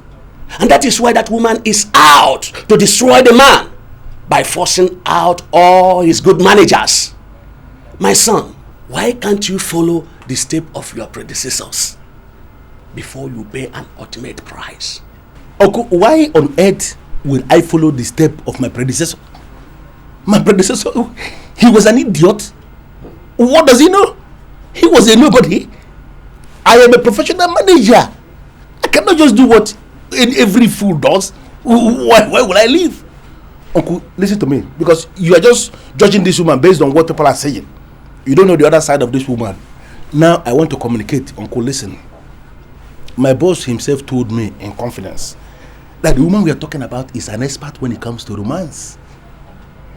You don't know me because you just see me as Larry. I am also professional in romance, Uncle, and I am nursing the idea of taking this woman to a 5-star hotel. Uncle, I'm not going to be heartless to take her to any nonsense hotel. It's going to be a 5-star hotel, and I'm going to expose this woman to the kind of romance she has never seen in her life behind closed doors. Why can't you? I came to you because you're my uncle. I want you to encourage me. You understand? I don't know why you are discouraging me now. You told me with this your mouth that the woman said you cannot succeed where angels fell. I'm not an angel. Larry, why are you going out personally to a woman that is out for vengeance? Uncle, do you know you're not my only uncle? Yes, I know. I have many uncles. You know, paternal, maternal. I have many uncles. I do come to you because you are an ozo, and I know that an ozo cannot just talk anyhow. Why are you beginning to talk anyhow now? Are you not aware that we live in one nonsense world where people just talk anyhow? Uncle, as you're standing here now, can you say that you are sure that it was my boss, Chief Ibanugo, that actually killed that woman? Uncle, you yourself, you should know. It is no longer possible for anybody to die in this modern world where we live without somebody from somewhere saying the person was attacked, the person was killed by witchcraft, the person was killed by wizard. Everybody, somebody has sent missiles, spiritual missiles from somewhere. You know, people are saying these things. How can you say that it was actually my boss that killed that woman? No, nobody seems to die natural death anymore. I don't understand. You correct me now. You see, I have this unacceptable feeling that you want to die. Huh? Yes. But I have advised you as an uncle. And I strongly believe that your mother, my sister in her grave, will not be angry with me now for not have guided you well. Because I have told you what I think that is very good for you. I advise you again, leave that very company before you die. Uncle, sorry, Uncle, don't be offended. But your sister, my mother will be very angry. Uncle, you're not advising me now. You are discouraging me. You are discouraging me. I don't know why you're doing this. Encourage me. There is nothing in this your small head. So don't think that you know anything. Uncle, don't be offended. Don't no verse at all. My brain is not small. My head is not small. Your head and my head. Sorry. Which one is bigger? Oh, don't worry, Uncle. Let me carry myself come.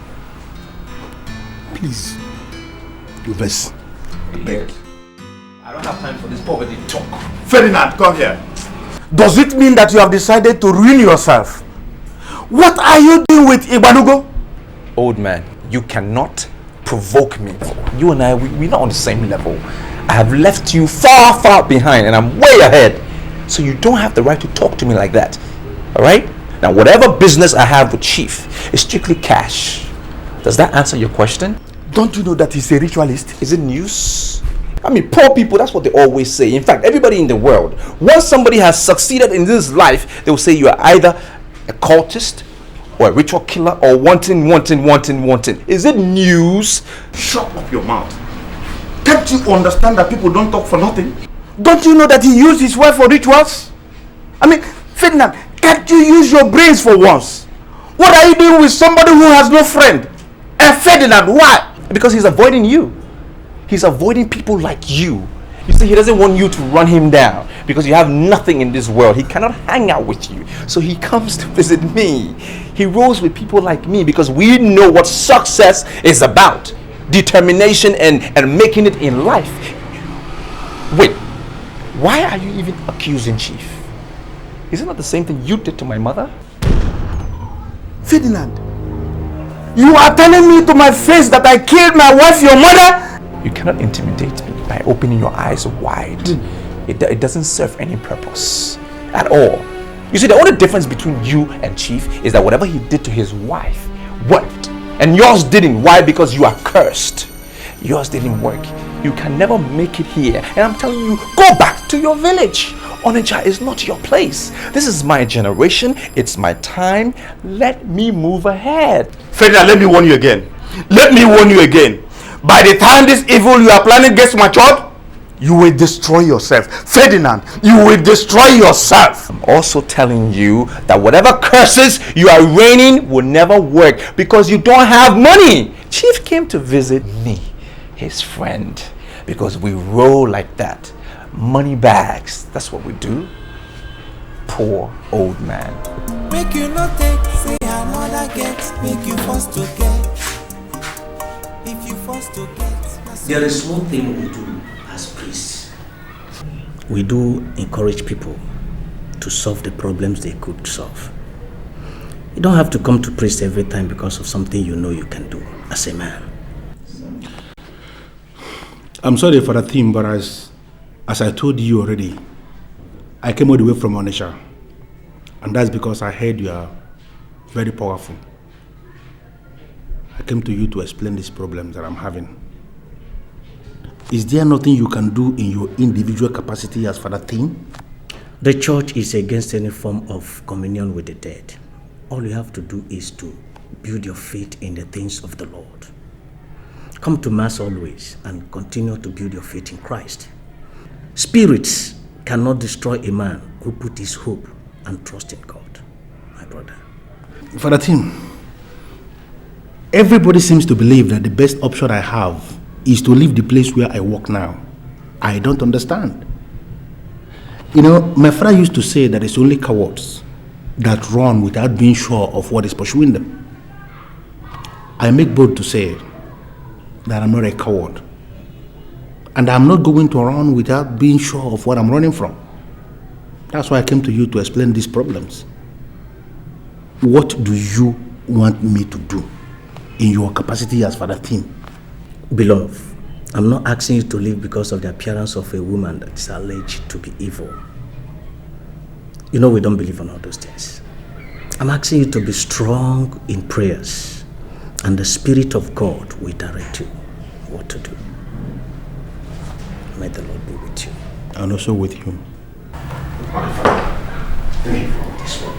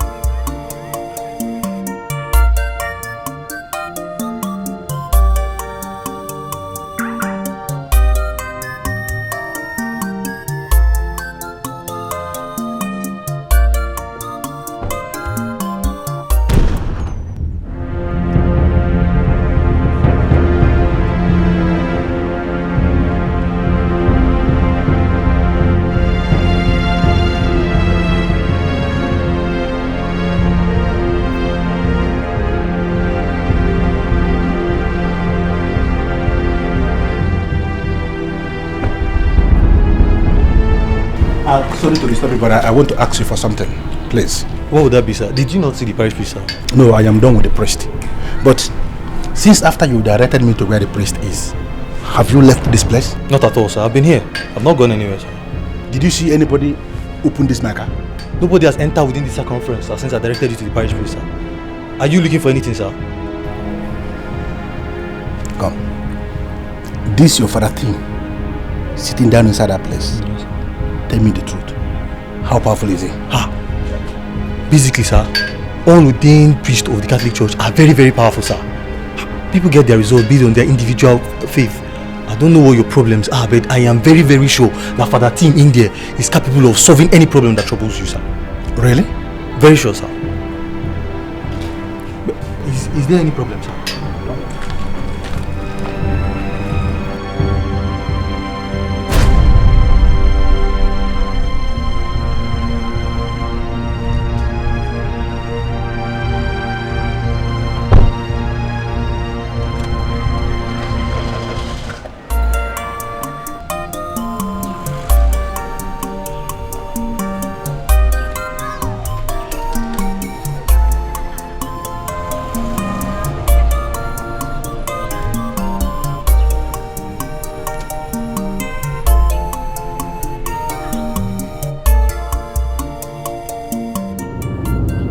men use caterpillar to destroy in hours what they labored for years to build. What does that mean? Why is this woman doing everything spiritually and physically possible to force me to leave a promising company that I'm running to the very best of my ability? I don't want to go back to the bank to continue counting millions for people when I cannot lay claim to even 1 million. Why is she doing this?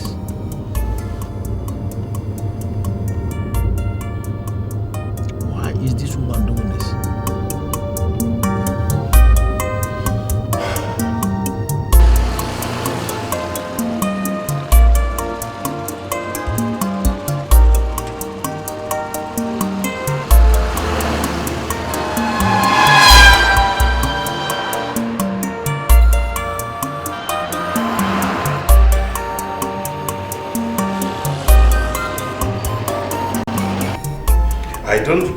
I don't want you to concern yourself with the other rubbish that they're talking about me. I want you to focus in on the money. Oh yes, I'll pay you handsomely if you do the job for me. Chief, where is the body buried? Oh, in the house here, in one of the rooms. You want me to show you? Well, I just wanted to find out, would you want me to open the grave, or you will get people to Don't worry yourself. Because I'm ready. Don't worry yourself about opening the grave. The spiritualist said he's going to use a particular powder from the Bermuda Triangle. Oh yes. And there are spiritual ways of opening the grave. You know, he will handle all that.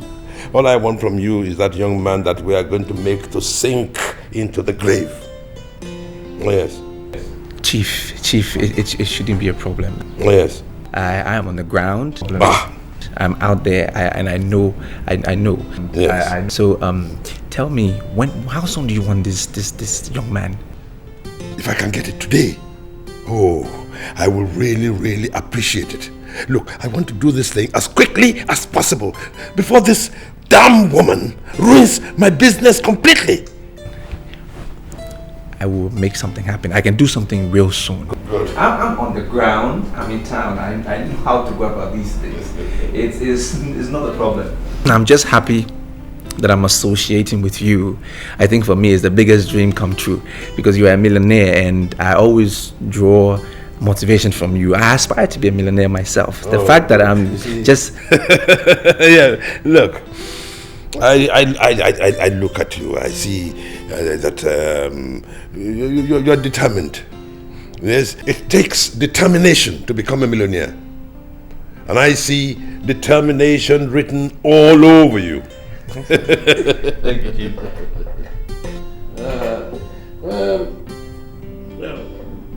Maybe a beer or two. Chief, I've never seen money this way. It's only the beginning. I know, I've never seen money this much. You're welcome. Chief, thank you. You're welcome. Thank you very much. Thank you very much. You're Chief, welcome. Thank you. Anthony. Come, what's your problem? Don't you want to succeed in life? Do you want to continue struggling? Don't you want to be one of the big boys of this town? Don't you want to be a millionaire? Of course I want to be a millionaire. Then what's the problem? Who doesn't want to be a millionaire? But one has to, start from somewhere, gradually. That was why I wanted to start with that cow business with Chike. But I lost my money, so now I don't have any other choice but to wait for another opportunity. And that is the opportunity I am presenting to you. I am presenting the opportunity to you. And that is why I want you to forget about this cow nonsense. We are in 2010. What are we doing with cow business? Don't you want to be the big boys? Riding a big car? Make L? What's your problem now? I'll take you there, and these guys will make you a millionaire. Ferdinand, I want to move gradually in life. That's my plan. Step by step, slow and steady. I don't want to make the kind of money that will take my peace away and I won't be able to sleep. Why are you always talking? Why are you always talking like your father? Why are you always talking like this old man? What's your problem, my brother? What's wrong with you? Money gives inner peace. Without money, you don't have peace. You really don't care whether it rains or it shines because AC de moto now. Everything just did. Whatever you want, you have it because you have cash. You have peace. I will take you. And I'm only doing this for you because you are my brother. Any other person, I won't even think twice.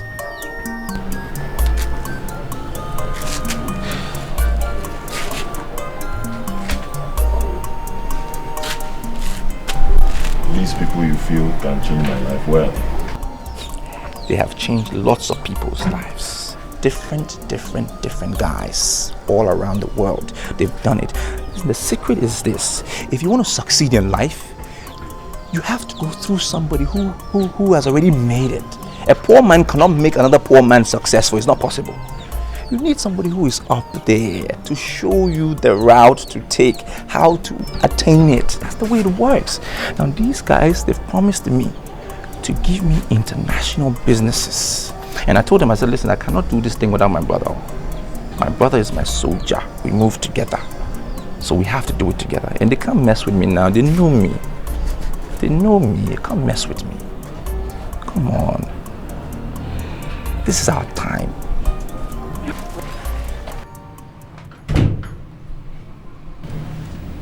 Good day, sir. I have discussed with my colleagues and we have decided we are not staying back to fight the unknown. Manager, you know, man and spirit don't trade together, not at all. And in fact, we will resign in group. What are you talking about? I asked you to go and encourage your colleagues to get ready for the battle I already tagged no retreat, no surrender. Why would you go and encourage your subordinates to resign in group? Why? I don't know where you're going. The money we are paying you here is the highest any security personnel can be paid. There is no company around here that can pay you what we are paying you here. So why would you say you are leaving? Manager, point of correction. I did not engineer them. Not at all. My colleagues are not boys. We are men. We inquired and we realized what Madam Magdalene was. You can stay behind and prove yourself a man. We don't want to see what you have seen. Funke's statement, my manager. I order you to stop. Come back here. I was trained to obey the last order. Beautiful. Now, if you are sure you were trained to obey the last order, I give you the last order now. Go back to your duty post with your subordinates. We are going to fight that lady to a standstill. Nobody is going anywhere. Go. I heard your last order, manager, but we are not ready to die yet. Madam Magdalene was our late gas wife, and she died under mysterious circumstances, and we cannot fight Operation No Retreat, No Surrender with a spirit.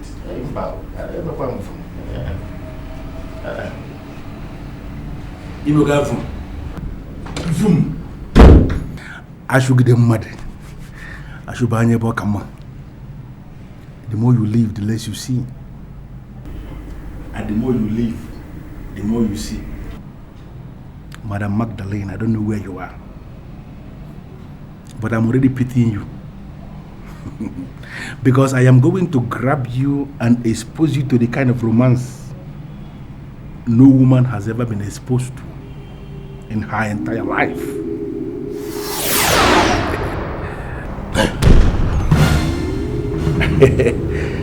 You came at the right time. You know, I was actually thinking about you.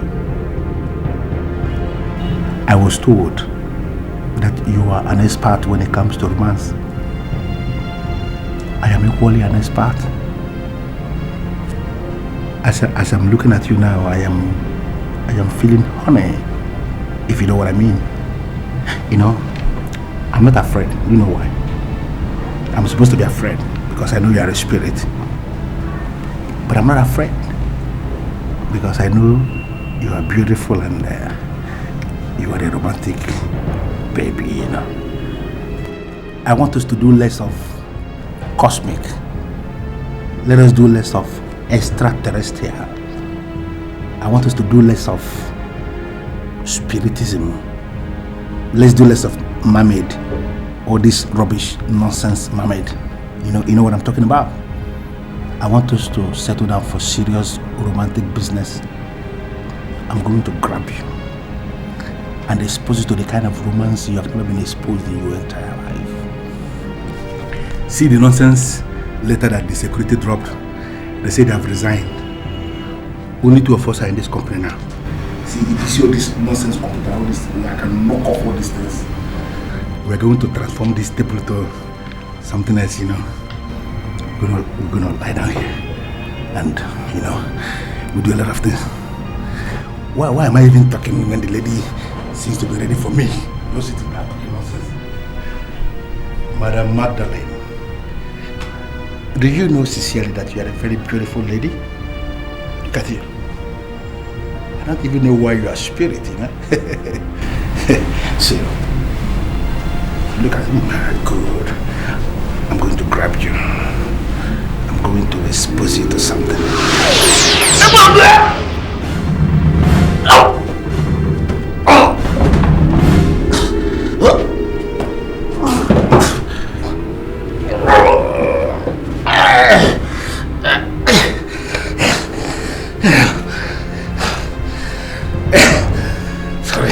Sorry.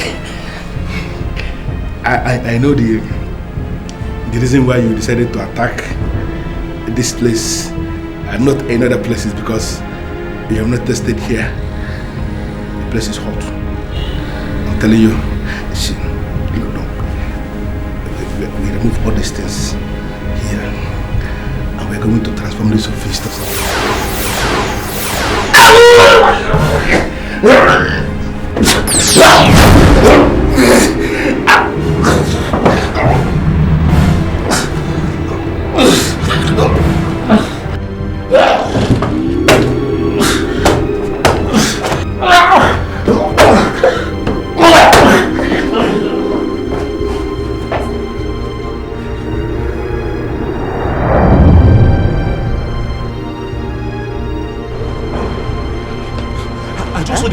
Towards the car park now. Car park? Hey, you was not like somebody under attack. Hey, maybe like based on that thing you told me now. I don't know why he was running. I did not see him with this Michael. Yes? Hey, but it is possible he has commenced his operation. Yes. Commenced operation? Operation no retreat, no surrender. That is what he said. Hey, wait, would it possibly be the reason why you resigned? I have been saving your life, but you don't know. Eh? Listen, let me tell you. I asked you to resign because this entire company has decided to become a base of the occultic people. Eh? Ghost is hovering in this company. Ghost. Listen, let me tell you. If I have told him that we have resigned and if you want to remain here, nah.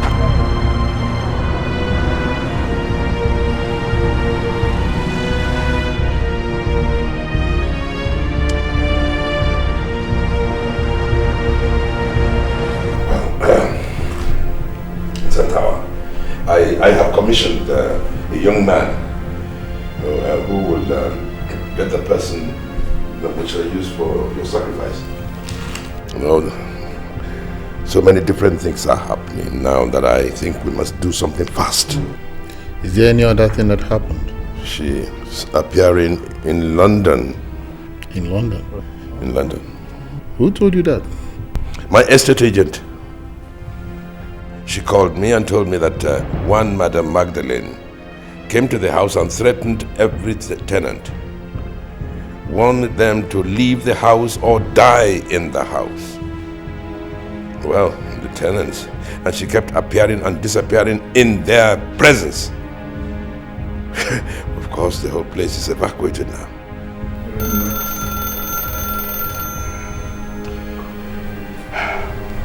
Hello? Sir, you refused to tell me. Finally, I was able to find out what it means on my own, sir. What are you talking about? Now I know who Madam Magdalene was. And I know what she meant when she said towel. I'm not ready to die, sir. Your very strange advice that I should explore the woman in her was made in bad taste. As I'm driving along this road, sir, I am regretting the reason why I even listened to you in the first place. Why I decided to take advantage of her womanhood. Larry, please. I want you to come to my place right away, and I will explain everything to you. And I can assure you that what is happening has absolutely nothing to do with you. I'm sorry, sir. I'm not ready to pay the ultimate price for what doesn't concern me. As I'm talking to you now, sir, I have resigned. I'm calling you to let you know that I have resigned, sir. Listen. No, you can't resign. No, you have to say, look, I am ready to review your salaries upwards, of course. You are making an offer that I already made to even the chief security officer, and he refused to stay. Sir, nobody wants to die. I'm still a young man. I'm leaving, sir. In the next 24 hours, I'm going to submit whatever that I ought to submit back to you, sir. I'm leaving. I'm so sorry, but I'm leaving, sir. But you Santawa, Magdalene is appearing everywhere. Is that what the caller just said? That was my manager. The one I pulled from the bank. Magdalene has made him resign. Does she want to bankrupt me or something? Well, you see, that is why we have to get a young man fast. You don't call it sacrifice. It is not a sacrifice. It is called maritime marriage. It is the zenith of occult sanctification. We are going to wed both of them on her grave. And he is going to hold her permanently there. He will ensure that she does not appear anywhere else. Right. Santawa, right. Yes. Permanently. Did you finally get from Ferdinand the business he has with Chief Igbanugo? He didn't tell me. I told him that it was Chief Igbanugo that killed his wife. He turned around and told me that I was the person who killed their mother. You are not serious, are you? I'm not joking. His only concern is to mingle with those people who have made money. How they made money is not his concern. I'm sure you won't allow him to continue with this. So what do you expect me to do? Bring him and start flogging him? Sit him down and make it clear to him that ritual is wrong. And that as a young man from a Christian home, he should be wary of the company he keeps. See, he doesn't want to listen to anybody. He told me that Chief Igbanugo is his friend. I don't even know why he wants to destroy himself. Well, I'm just looking at him.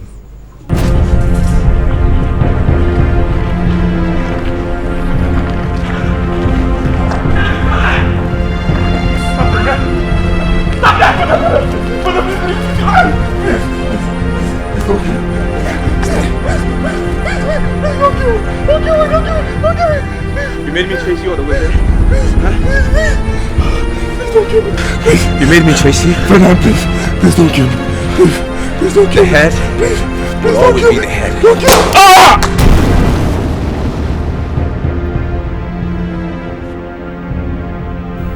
What kind of dream is this?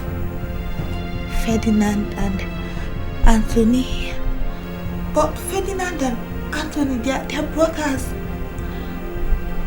Ferdinand can't hurt Anthony. What kind of dream is this?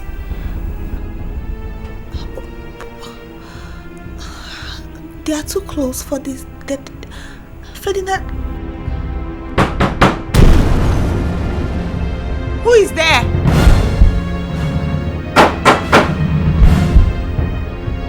Who is there? Who?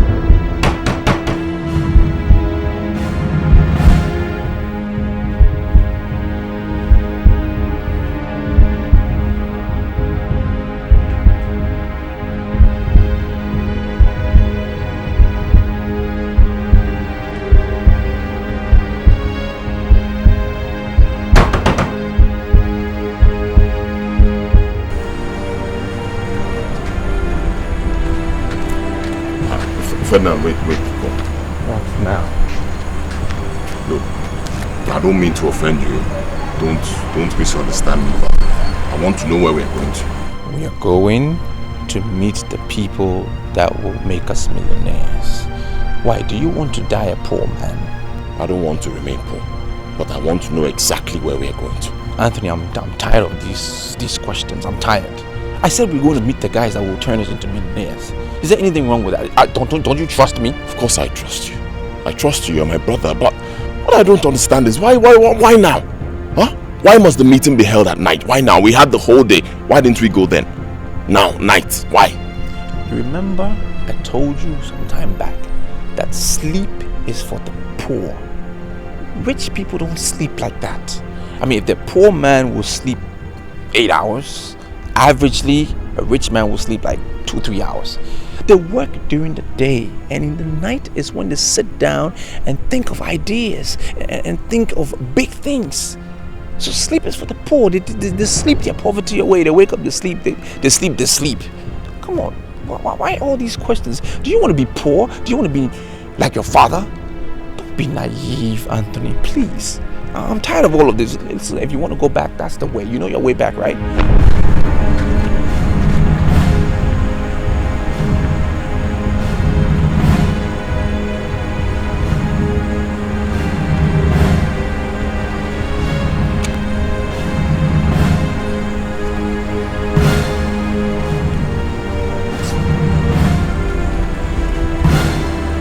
Ferdinand, wait. He that dwells in the secret place of the Most High shall abide under the shadow of the Almighty. I will say of the Lord, He is my refuge and my fortress. My God, in Him I will trust. Surely He shall deliver me from the snare of the fowler and from the perilous pestilence. He shall cover me with His feathers, and under His wings I shall take refuge. His truth shall be my shield and buckler. Oh God, you said your truth shall be my shield and buckler. Father, you said under your wings I will take refuge. My King and my Lord. Father, Lord, I don't know what this dream is about, oh Lord. I cover Anthony with the blood of Jesus. I declare and I decree that no weapon formed against him shall prosper. For Father, you said in your word that whatever I decree on earth is decreed in heaven, and whatever I lose on earth is loose in heaven. Whoever is attacking, wherever they are planning against him, their plans will never work. Father, everything that is leveled against him shall be null and void. Father, I cover him with your blood. No weapon formed against him shall prosper. Father, Lord, thank you, Father, for answered prayers. I give you all the glory, my King and my Lord. I worship you. Father, may your name be exalted, O Lord. I thank you for prayers answered, O Lord. Thank you for defeating the enemy. Thank you for giving me victory. Thank you, Father, for answered prayers. May you be exalted forever and ever.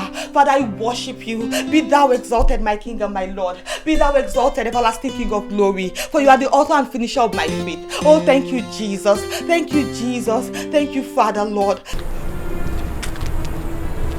Anthony, why are you looking around as if you're afraid of something? Ferdinand, is this not Chief Iwanugo's gate? His house? Here? Yes, it's his house. This is his house. This is the gate. Is there a problem? Why do you ask? Is he the millionaire you want us to meet? He's the millionaire, but there are other millionaires inside already waiting for us. There are people in there who want to put us on the path of progress. Why are you making things difficult for you and I? What is the problem? Is there something wrong with it? Whether Chief is part of the meeting or not? I'm not entering this compound. Anthony, don't be naive like your father. We've gotten to this point and you want to go back. Look, we need to take risk in life. In order for us to succeed, we need to take a risk. Rich people take risk all the time. We are right here at the gate and you want to go back? What's wrong with you? Look, I can go back. I can go back anytime I want to go back. That I want to meet with millionaires doesn't include a ritual killer. Everybody knows him as a ritual killer. This meeting has nothing to do with rituals. It has nothing to do with it. We are chief importers of the goods, alright? And he's looking for a distributor. Now, being as good as I am, I told him, I said, my brother can be that distributor.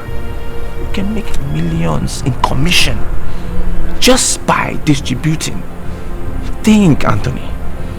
This is big business. Isn't it better than selling those nonsense cows? Easy money. Ferdinand, I don't mean to offend you, but my spirit does not agree with this whole thing. Leave it. Anthony, just listen to me. You can come come inside and don't say a word. I will do all the talking. Just be part of the meeting. Don't say anything. Just watch. And maybe next time, you'll be more comfortable and then you can be part of it. Just watch and listen to the planning. That's all. Ferdinand, my spirit is weak. Very weak. I cannot continue. Anthony.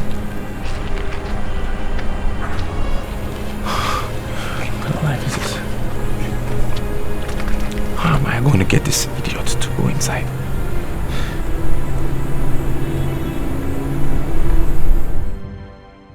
You will not believe it. We came very close last night. By now, I am sure everything would have been over, done and sealed. But suddenly when we got to the gate, he just refused to step into the compound. I don't know what happened. He just went cold. Did you tell him anything? I told him, no, I didn't tell him the real story. I gave him another story. He bought that. I told him that I had some millionaire friends who were trying to connect me with an international business. And I told them that I wouldn't do the business without my brother. So I had to come with him. And he agreed and everything. We just got to the gate. That close, Chief. And the boy just switched. He just went cold. And I'm still confused as to what could have gone wrong. Well, if money is the problem, I'll give you more. But I want that young man. I want that young man brought here for sacrifice as soon as possible. I understand, Chief. No. I will fire my manager and make you the manager. And in that company, I have in excess of 1 billion naira to manage. And that will be solely you. You will be in charge of the day-to-day management decisions and I will not interfere with them. Chairman, you will make me your manager of that company? Yes. Chairman, if it is bringing the boy, I will bring him, but please stop pulling my legs.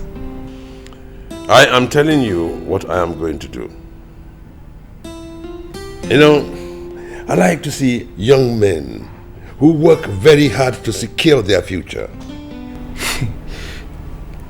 Thank you, Chairman. You really, you really mean it? That I just knew it, Chairman. I just knew that one day I will be a big man. I remember when you sent me to your office and the manager was sitting there and tossing me around. I just knew I would be in that seat sooner than later. Thank you very much, Chairman. You know, I appreciate it. I like young men who work very, very hard to secure their future. Thank you, Chairman. I just knew it. You will be successful. I just knew it. You know, it's for you. Chairman. Drink, you know. Chairman, you're my chairman. You're my chairman. You're spoiling me. It is only the beginning. Okay. In fact, it is before the beginning. This is before the beginning. Exactly. In other words, you've seen nothing yet. I'm very excited. Thank you very much. I appreciate it. I will get him here. You're welcome. Always.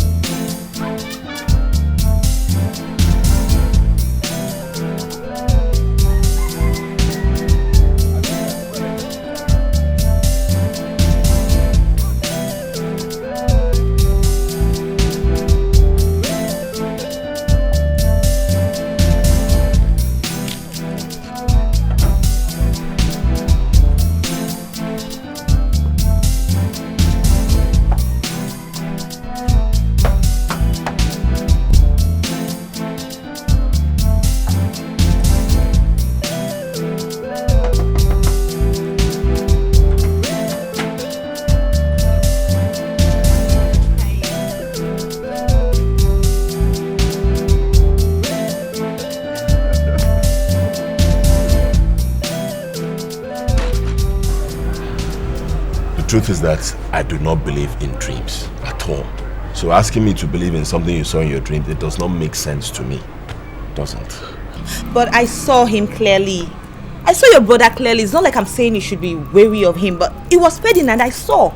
And the bad thing about nightmare is that the person you see may not actually be the person that will hurt you. The summary of the whole thing is that you should just be careful. That's it. No, I don't agree with you. I know my brother. I know him very well. He loves me. My brother loves me and he has my interest at heart. Just that his approach is wrong. He doesn't believe in being patient. He wants everything right now. Apart from that, I know that Ferdinand is my brother now. But people like that are very, very dangerous. Yes. Anyway, I prayed very well against the dream and I'm sure it's going to happen. Okay?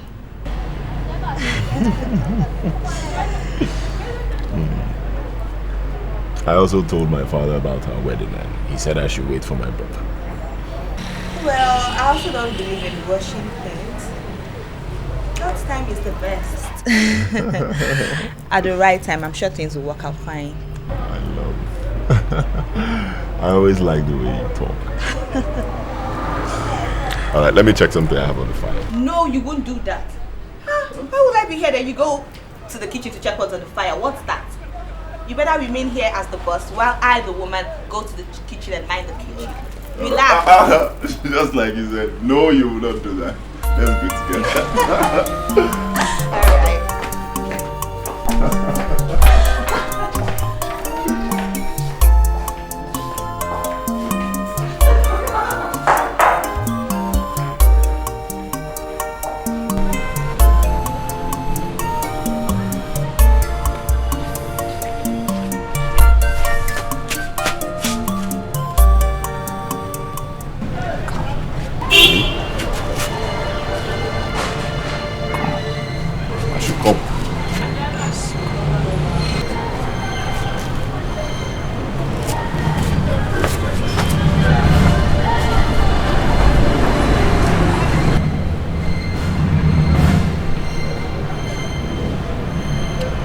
I just passed here now.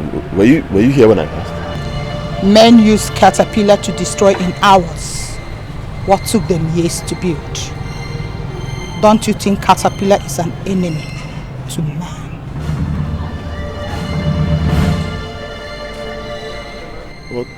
What do you mean by caterpillar man? I don't work with caterpillars. What are you saying? The conspiracy against the innocent is satanic. It appears you are innocent. I want you to remain innocent and clamor less of things you cannot explain.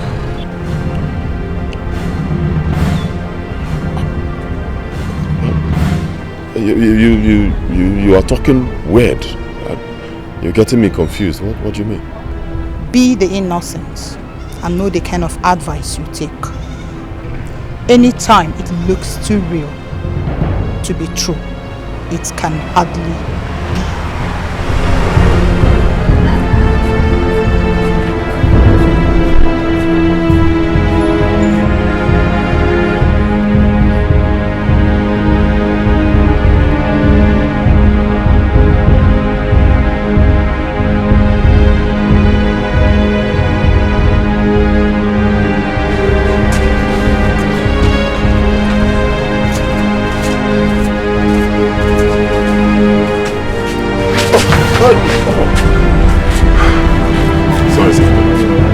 Yes, I'm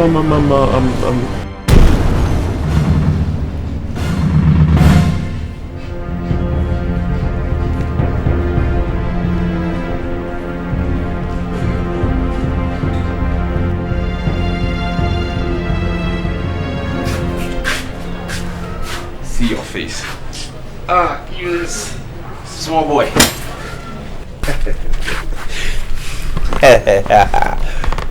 Look.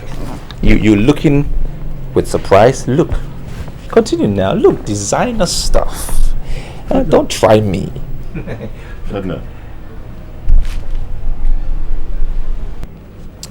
Let me make a little poetic for you. I saw the gold mine. I called my own brother. I said, brother, come. look, gold mine, let's go.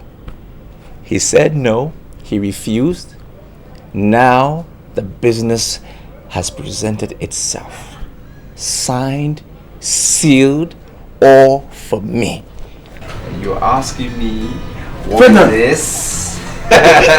He's looking at me like with surprise. Wait, Ferdinand. Success is what? wait, Ferdinand. These suits. These are all designer suits. What do you expect? Wait, Ferdinand, wait. Where did you get these things from? Where? It takes a man with the heart of a lion to do great things. And that's what I've just done. I am now the manager of that company. You see, I was smart that day. Very smart. I told my chairman that you weren't feeling too well. So he showed some sympathy. So you still have an opportunity. You have another chance. wait, just look.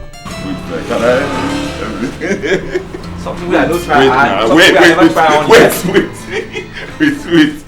relax.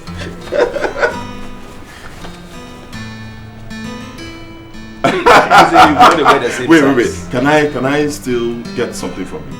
Of course. Huh? Exactly.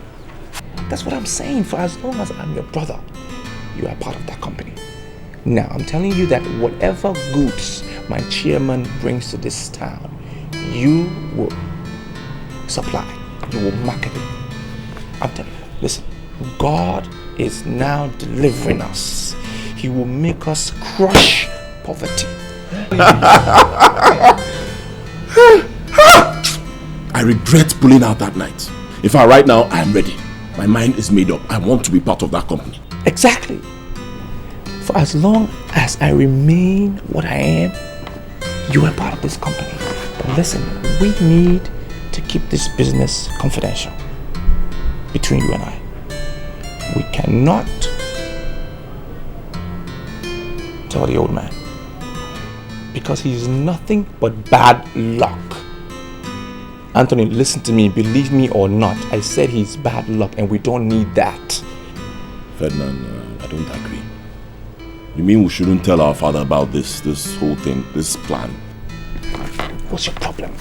Anthony, what is your problem? Huh? Why do you want to tell him? I said he's our problem. The old man is our problem. I detected it, I know it is, and I've been attacking him directly.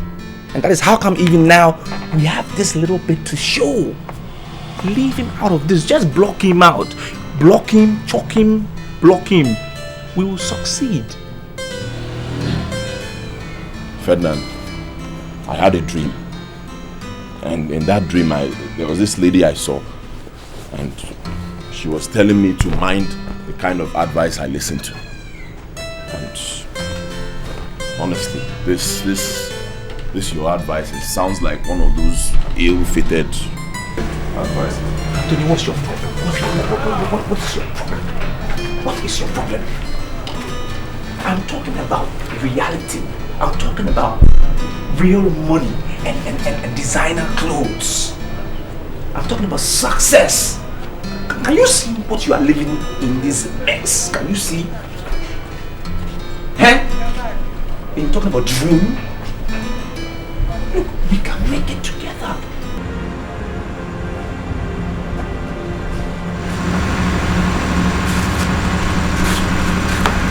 Why have you stopped?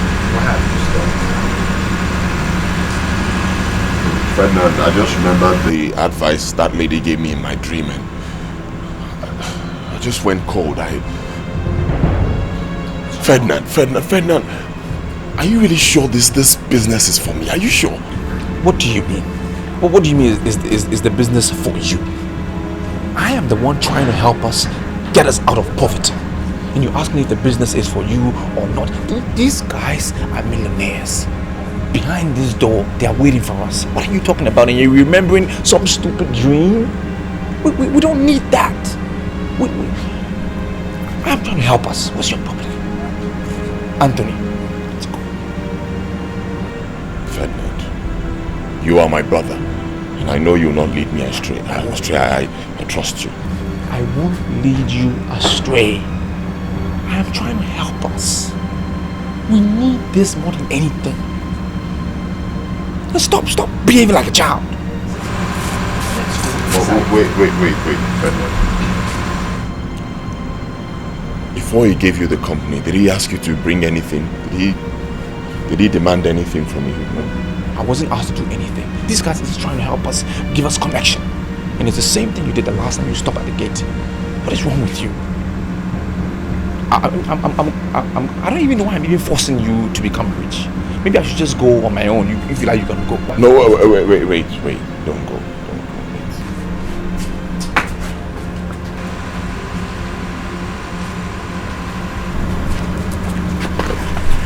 Know if these guys have cameras here or not, and we're standing here making a fool of ourselves. Can we just go inside?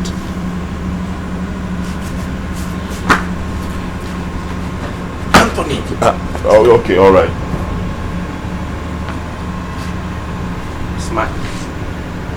Smile.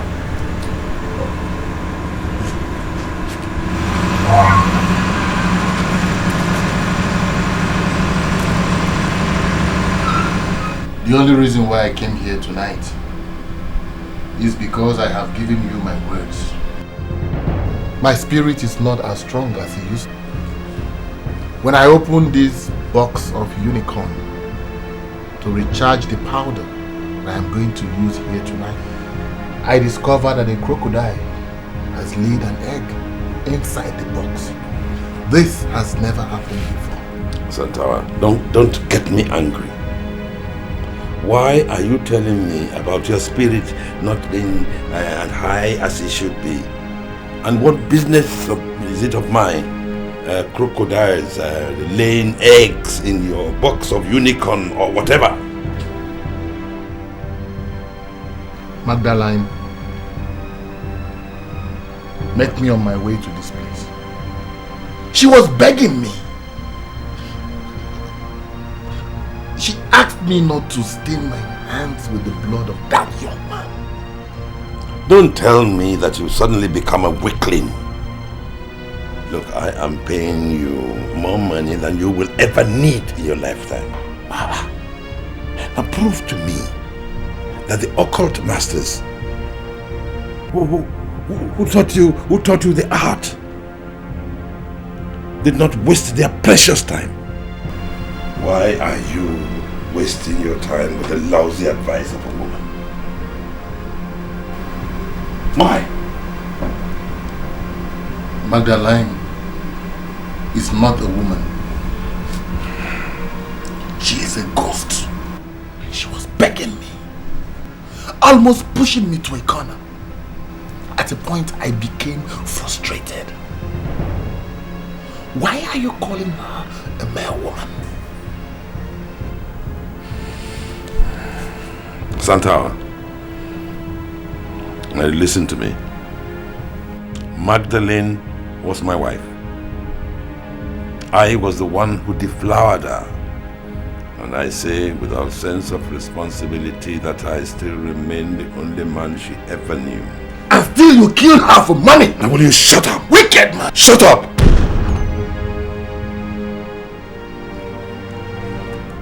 Magdalene had a gift of persuasion.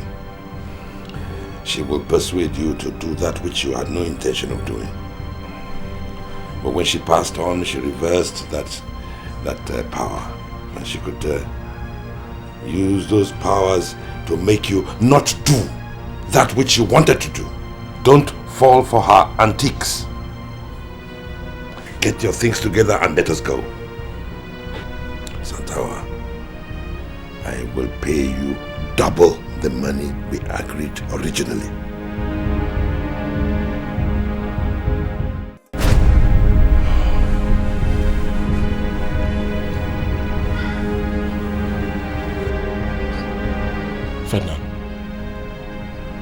Ferdinand, look, we've been here for I don't know how long. How many more minutes are we going to wait now?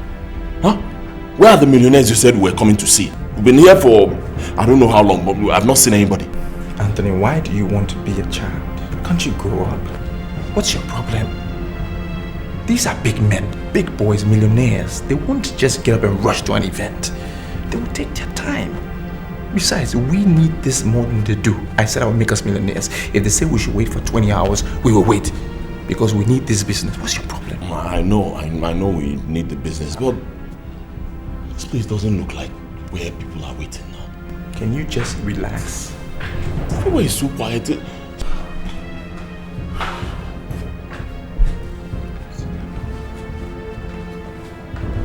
Time is up!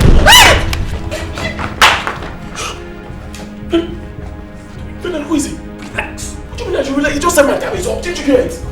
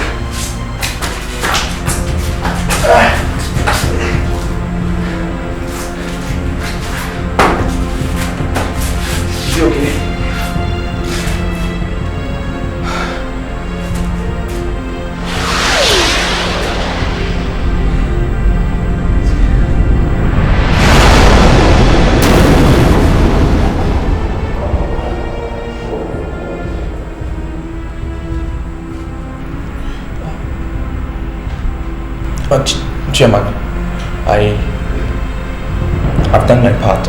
Yes. I brought my brother. We've done all of this. I need you to promise me that you make me the manager of your company before this grave. Promise me. Yes. Yes, my son. Not only will I make you a manager, but I'll also make you a part owner of the company. You will be able to make decisions, take decisions, and those decisions will stand. Thank you, Chairman. Thank you. I'll be the best manager you've ever had. Oh, you have proved to be a reliable, very reliable man. And I am not going to ever turn my back on you. Thank you, Chairman.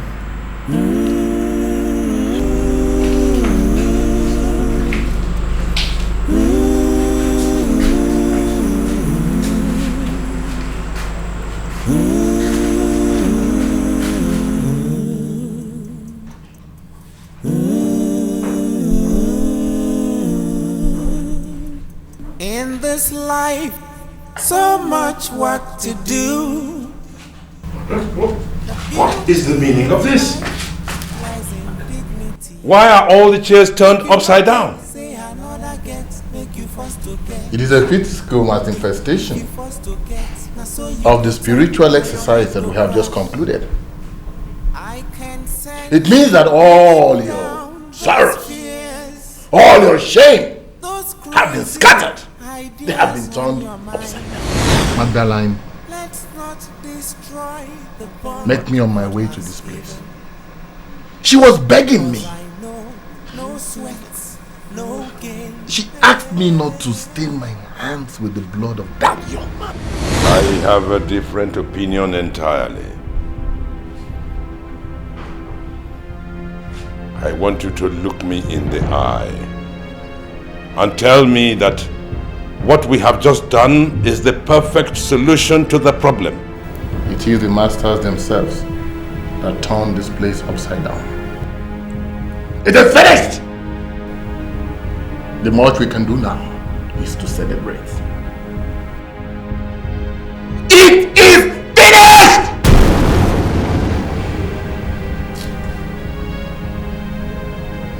Let's celebrate.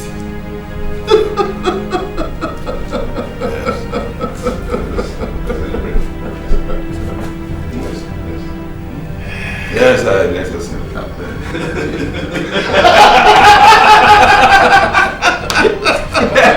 Be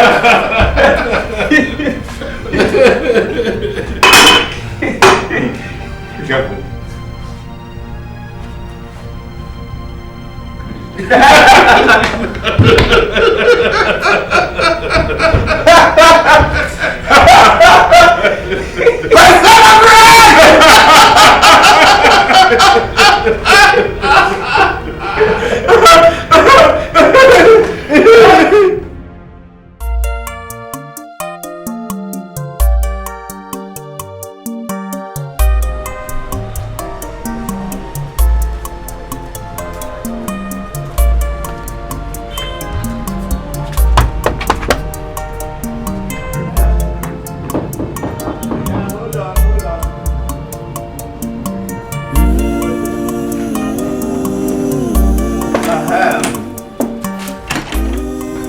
My daughter.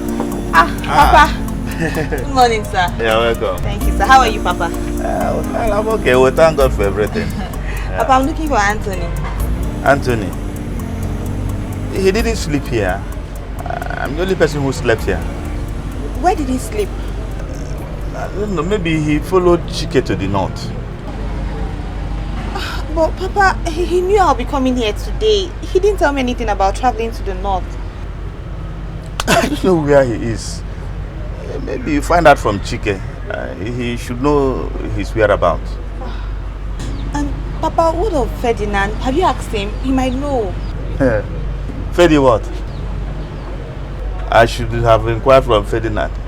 Instead of me to inquire from Ferdinand, I rather prefer to inquire from that madman who stays at Ochanja roundabout. That boy has proven to be an irresponsible son. In fact, I don't even know why God punished me by giving me such an irresponsible person as a son. I don't know. Okay. My daughter.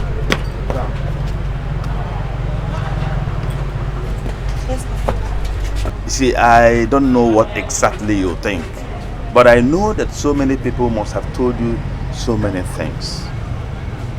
But the truth remains that I see you as a true African woman. In short, a virtuous woman. Let me tell you something. I hold you in high esteem. Thank you very much, Papa. Okay. Thank you. All right. Okay.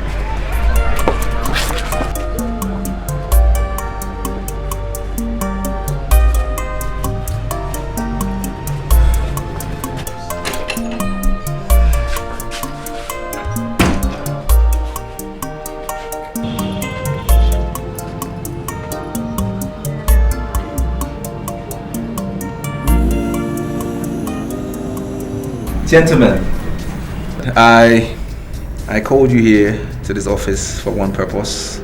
I know Chairman has already introduced me officially to you guys, so there will be no need for me to reintroduce myself in terms of what I can do, what is on my CV and all of that. I'm not going to go into it, but I just need you to know that this is my office. Why are you raising your hand? I'm not finished talking. Can you just let me finish saying my statement before you say whatever you have to say? You want to cut in between my lines? Okay, you want to talk. What do you want to say? With all due respect, sir, I did not plan to ask you any questions. So why are you raising your hand? I just want to let you know what you've already decided, so you won't waste your time talking. Is that how you guys work around here? You just talk to your managers anyhow, cut in their statements, and I shouldn't waste my time talking? Is that how it works around here? Now listen, you guys. What do you mean you've already decided on something? For as long as this company exists and I remain the manager, you cannot make a decision without me. So what have you decided on? Our decision was based on what we've already observed. In fact, we'd have been long gone before your arrival. But we viewed it as an act of wickedness, leaving this company without handing over to someone. And now that you've been shown to us as a new manager of this company, we are saying to you right here, right now.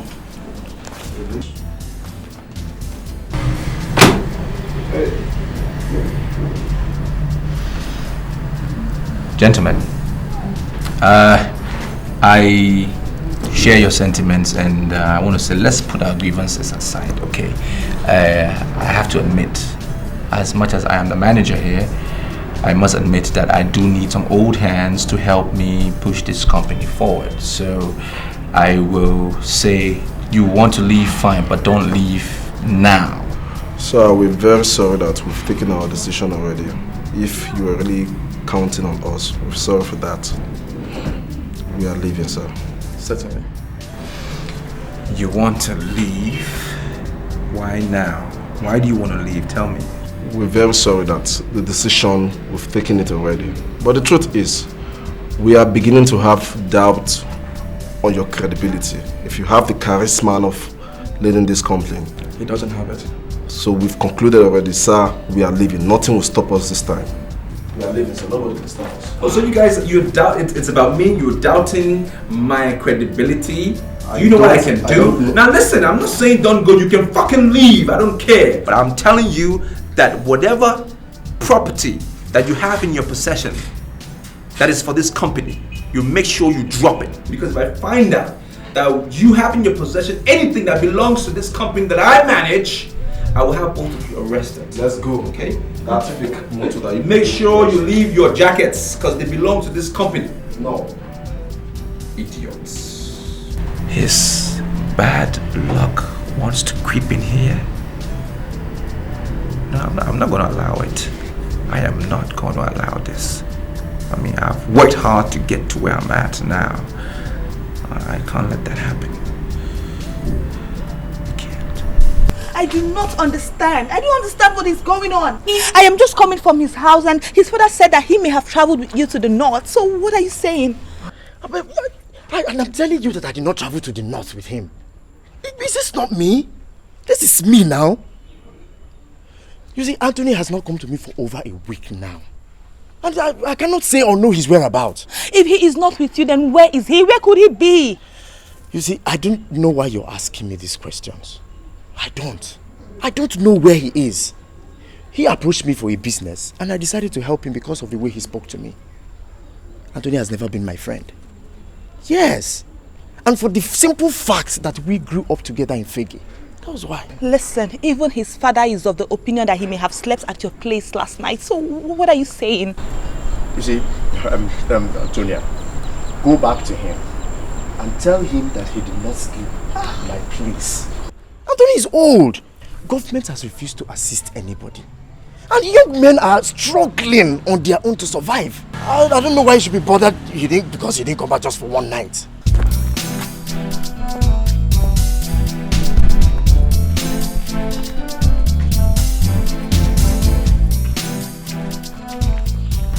Mr. Onyeka, I was told that you are very close to the MD. And I called you in here to make an inquiry from you. Private inquiry. Apart from this closeness you share with the MD, do you have any other qualification that can compel me to retain you here as the head of marketing department? Sir, I'm a graduate of marketing. And in the 4 years I've worked under the former manager, I have gained some experiences. Good. I like that. Now, do you know the reason why the former manager was relieved of his appointment and I was made the new manager now? No, sir. We weren't told the reason why he was removed. But we were told that a good manager is coming. And, sir, sincerely speaking, so far so good. Based on your work, you are better than the former manager. Mr. Onyeka, I'm going to take that as a compliment. Thank you very much. Now, I will send for you when I need you. It's okay, sir.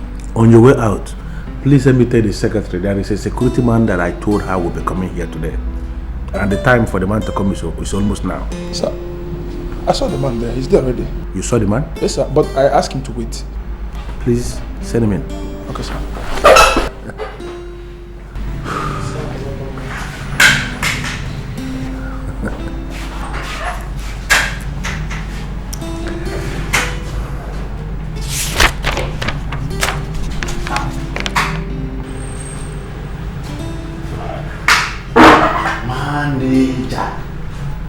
Now I know why they said I must start work today. I couldn't wonder who moved you. I can see you're excited. I don't become security with the degree. Manager, this company be good. Are you the new man? Sit down. Thank you. Thank you. Let's sit down. You see, I asked them to go out of their way to find you. Look for this man and get this man. Because you proved to be a very good manager in the other company. And now that I find myself as the one who is in charge of this very place, I decided that I'm going to surround myself with competent hands. That's why I sent for you. And I believe that's why you are here. Thank God. God is working, you know. I have this plan. I want to turn this place around. Consider yourself employed again. Hey! Can I say congratulations? Oh, manager, God will bless you. I swear, it shall be well with you. At least the hungry one nearly killed me and my wife. At least if I go home now, I will go home with a good news to my wife. Manager, thank you. No problem.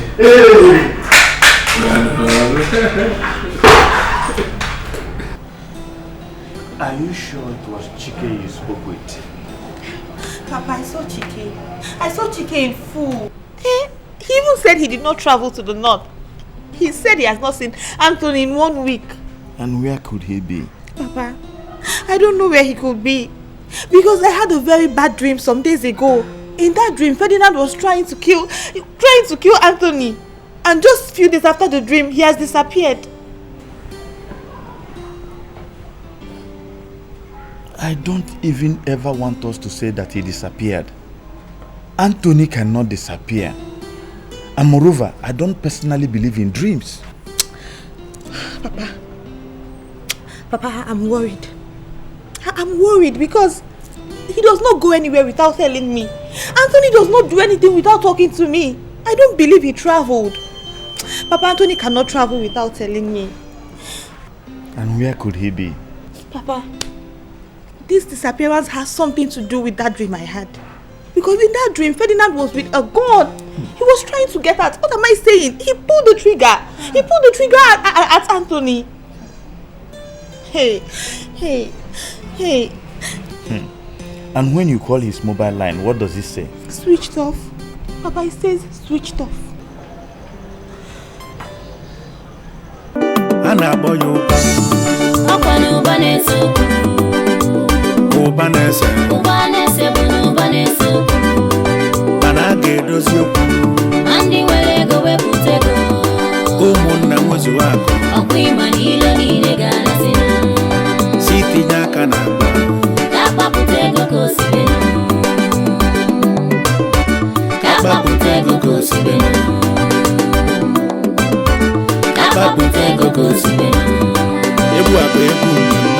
Egwu ndị nwere ego na-esi isi, ndị balago kata agbawa, egwu ndị na-achị obodo, egwu ndị na-achị obodo, egwu ndị nze na ọzọ, egwu ndị chile echichi, ndị kpara ego obodo na-eligo ọnụ, mmadụ akụdozi n'ego, ego bụ na-ekwute ife omimi, ụfọdụ ndị nwere ego, ama nkọwa nwoke fasi igwe ego, mana bụ ogbenye ife ma ewe egwulide.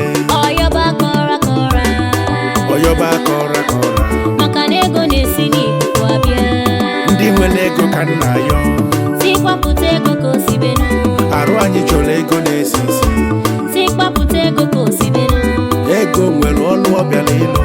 Si kwapụta ego ka osibenu. Ka akpapụta ka osibenu. Si kwapụta ego ka osibenu. Ka akpapụta ka osibenu. Si kwapụta ego ka osibenu. A na-akpọ ya ụba.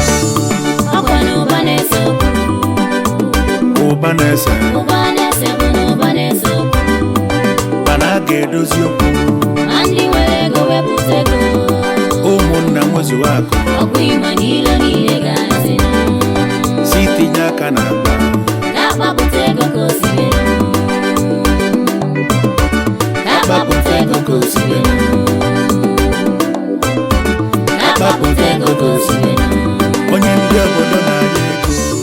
Nand is now whining and dining with Chief Igwanugo. Then, Anthony's fiancée dreamt of seeing him being shot by Ferdinand. Now, Anthony is missing. Ferdinand is working with Chief Igwanugo. I'm not insinuating anything, but the sequence of these events is not good for the ears. You see, I'm very, very bothered. Something tells me that Ferdinand knows where Anthony is. Well, now, when we see him, we must insist that he swears before our deity. Precisely before Tutunzu of Aguleri, that he does not know the whereabouts of his brother. Why do you want to take me to the shrine? You know I'm a Christian. I don't want to appear before any deity. You are underestimating the problem we have here. How do you think he will say the truth if this is not done? Well, I think the ideal thing should be that we have to confront him with our views and then sit back and watch his reaction. A man has got missing with no trace, yet you still insist in using diplomacy to solve the problem. I don't have any problem, but do remember that when a man is looking for his missing item, he looks for it where he thought he kept it, and where he knew he never kept it.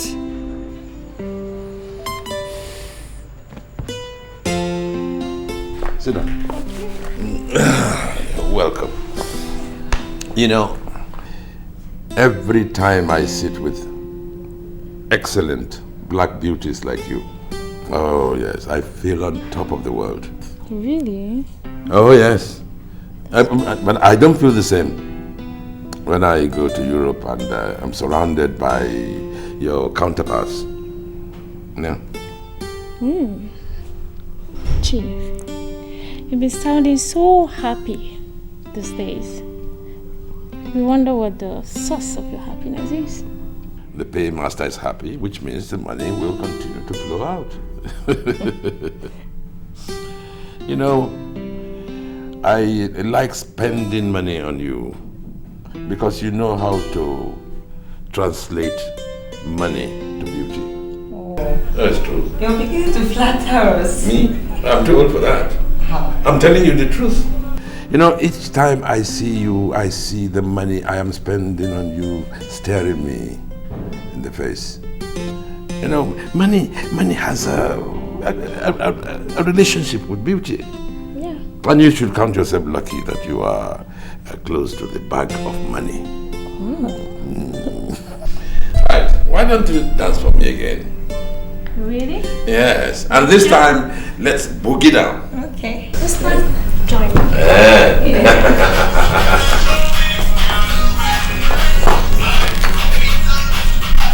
Hey! Oh!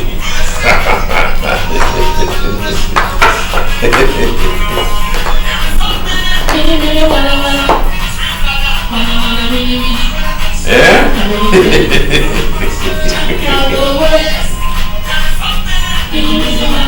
Hey! Will you tell this man to get out of the way? Because he will die, and it's poverty that will kill him. I don't have time for all of that. Will you keep quiet and listen to what we are saying? Your brother has got missing for days, and you are not bothered. What is wrong with you? I'm not bothered because I know where Anthony is.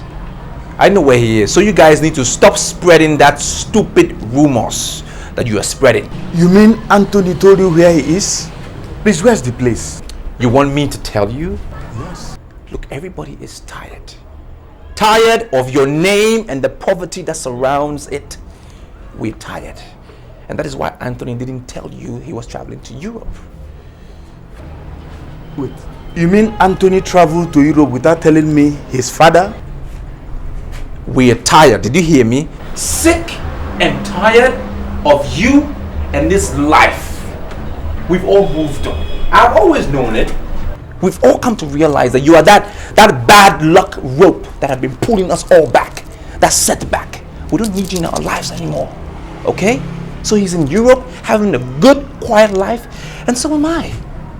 I'm enjoying it. I have fun. So you live your life. We're just waiting for you to die. And when you die, they call us. We bury you in poverty. Thank you, I've heard you. But can you give me his address? Is this man okay? Is this man okay? He wants me to give him Anthony's number so that you do what? Write to him, post him particles of poverty. I said we've left it behind. You and that life, we've left it behind. We are moving forward. It took Anthony a while to understand it eventually. Don't come and spoil things. Stay here. We're waiting for you to die, and then we'll bury you in poverty. We have moved on.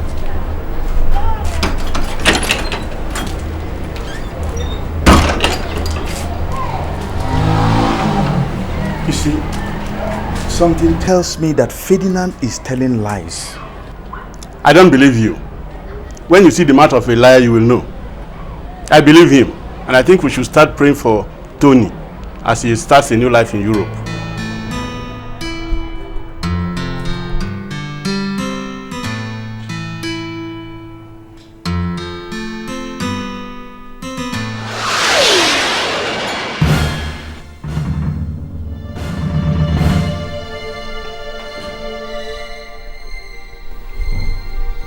What are you doing here?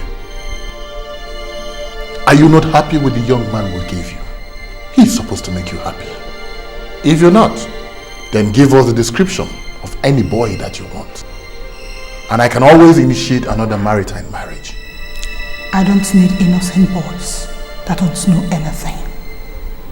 I need men. Men like you.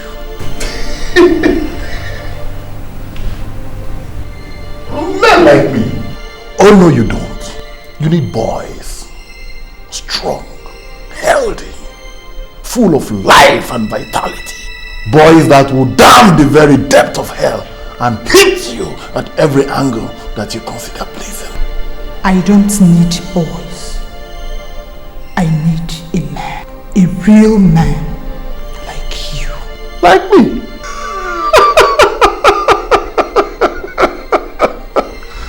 You see, I thought your husband was right when he said you are responsible. Or did your libido just increase at death? You don't need men. You need boys. I pleaded with you to spare the life of that young man. You refused. Yes. You killed him. I killed him. You killed yourself, Santawa. You killed yourself.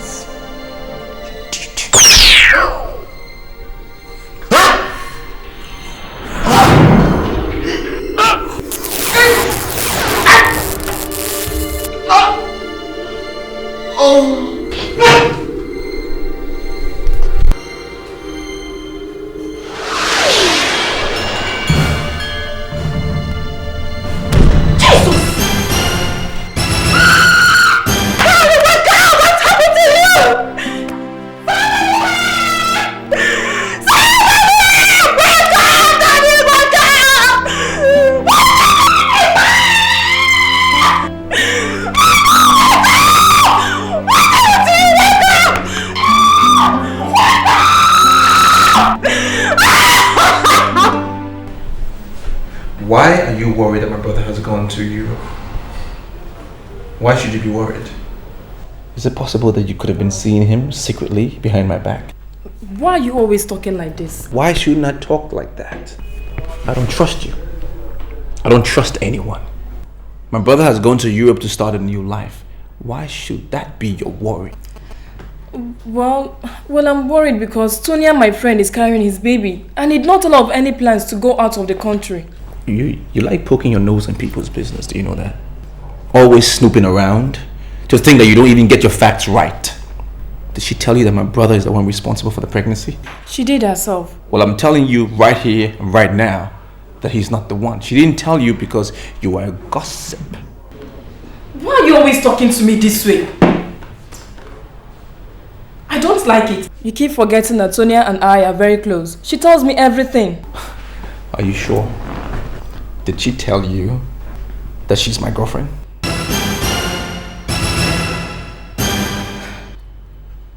Wait, I don't get it. Are you telling me you're dating Tonya? That's not the point. The point is I am the one responsible for the pregnancy. And I do not want you to talk about this matter any further. Just let it go. Drop it. You hear me? I'm the one responsible, and that's all to it. Now take this money, pay for the bills, alright? Take a taxi and stay away from me. Don't talk about this anymore. And don't say I didn't warn you. Because if you do, you will be dead.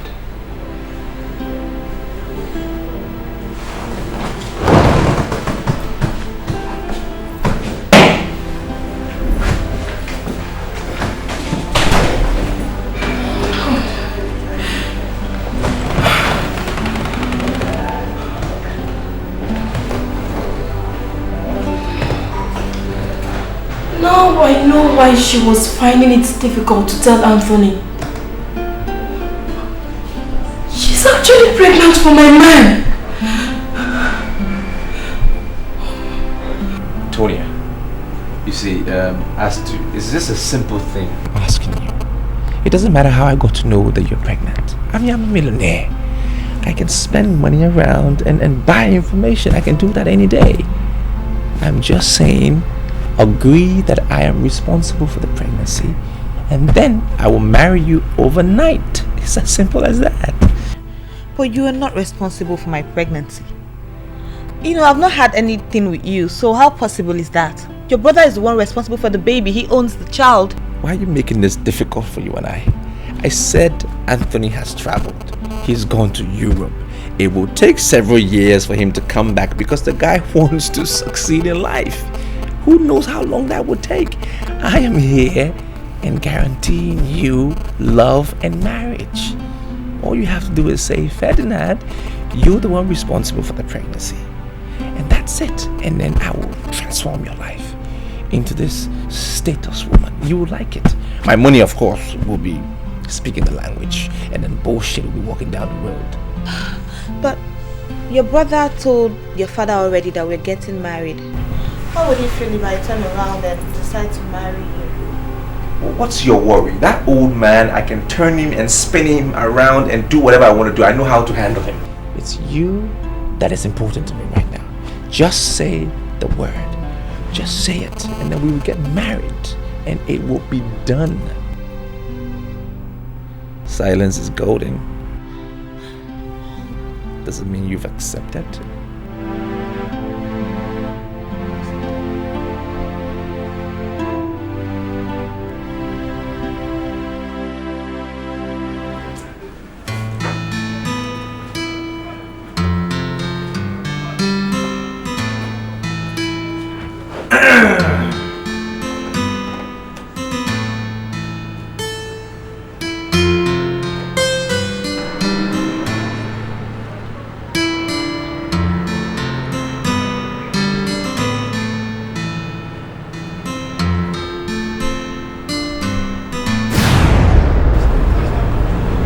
What are you doing?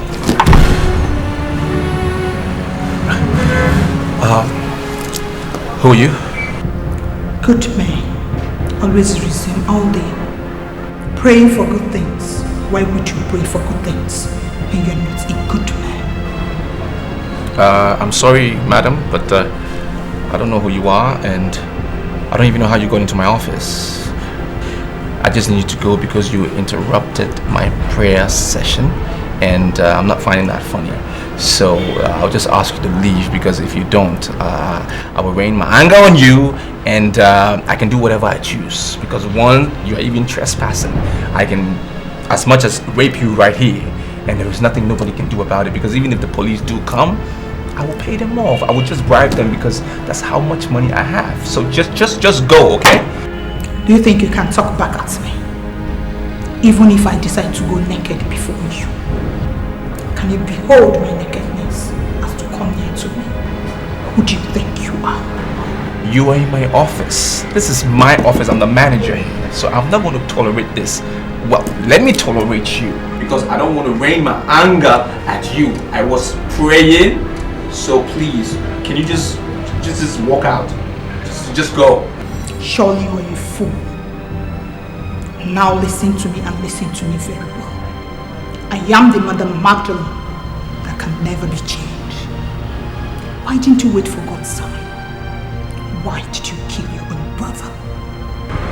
So, you are the dead woman that we give Anthony to? You will see the end of good.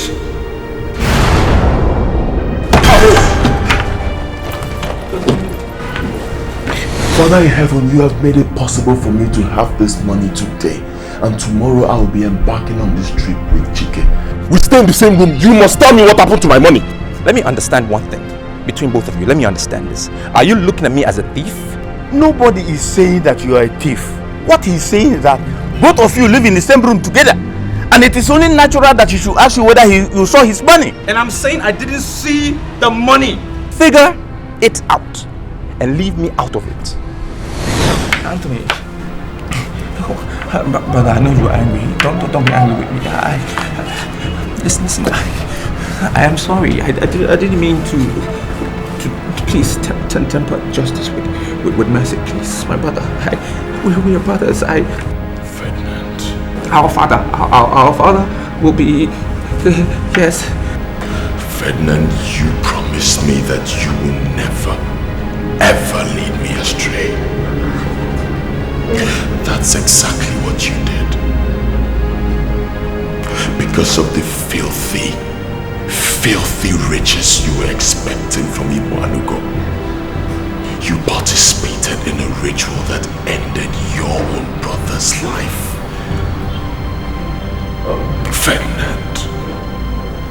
Ferdinand, where did I go wrong as a brother? Tell me, where? You didn't go wrong. You weren't wrong. It's me. I'm the wrong one. I did the wrong things. You were correct. I didn't do it. Listen. I was wrong. Okay. I did everything bad. Don't kill me, please. My brother, don't kill me. Listen, I wasn't trying to. Don't kill me. Our father. He will be alone without a child. If you kill me, just have mercy on me. Okay. You never did anything wrong. Please, don't kill me. Hey, I've been looking for this opportunity to tell you that I took your money. The money that you were saving to do the cow business with Chike. I took it. I'm sorry. I didn't mean to. I had a good heart. Please.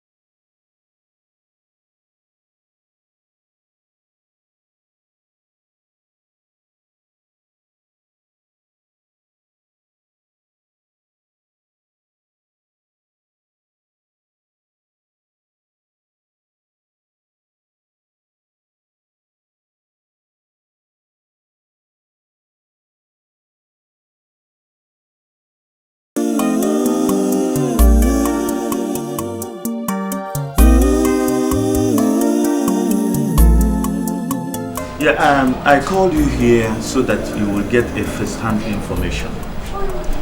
She is the lady who told me that she saw Ferdinand shoot Anthony. And you remember I already told you that Anthony told me that he was getting ready to marry her. And there's no way Anthony can go to Europe without informing her. Already, she is pregnant for Anthony. Do you know what? Ferdinand went to her to force her to accept that he, Ferdinand, was responsible for the pregnancy. Can't you read between the lines? I am beginning to read in between the lines, and I'm not comfortable with the conclusions I'm getting. I'm sorry, sirs. I'm sorry to come in at this point, but I don't think Anthony is in Europe. No. Something tells me that he's being held up somewhere, and only Ferdinand can take us to where he is. There's only one way out. Ferdinand will be brought before Tutunzu and swear an oath of innocence, and that Anthony is now in Europe. Anything short of that will be totally unacceptable. Good. And one more thing. I want you to take her into your place. Let her move into your place. Because Ferdinand is my son. He is so desperate. I don't want him to harm her. And you know, Anthony has already started calling her the wife. And as far as I'm concerned, I regard her as my daughter-in-law. Papa, Papa, don't worry. I'll be alright. There's no need for all that. Okay? Tonya, you don't even understand. See, Ferdinand is my son. I know how desperate that boy can be. In fact, he's very wicked. He will stop at nothing to get whatever he wants. Now that he has started having interest in that pregnancy, he may try to harm you. And I don't want anything to happen to you. No, Papa, don't worry. I'll be fine.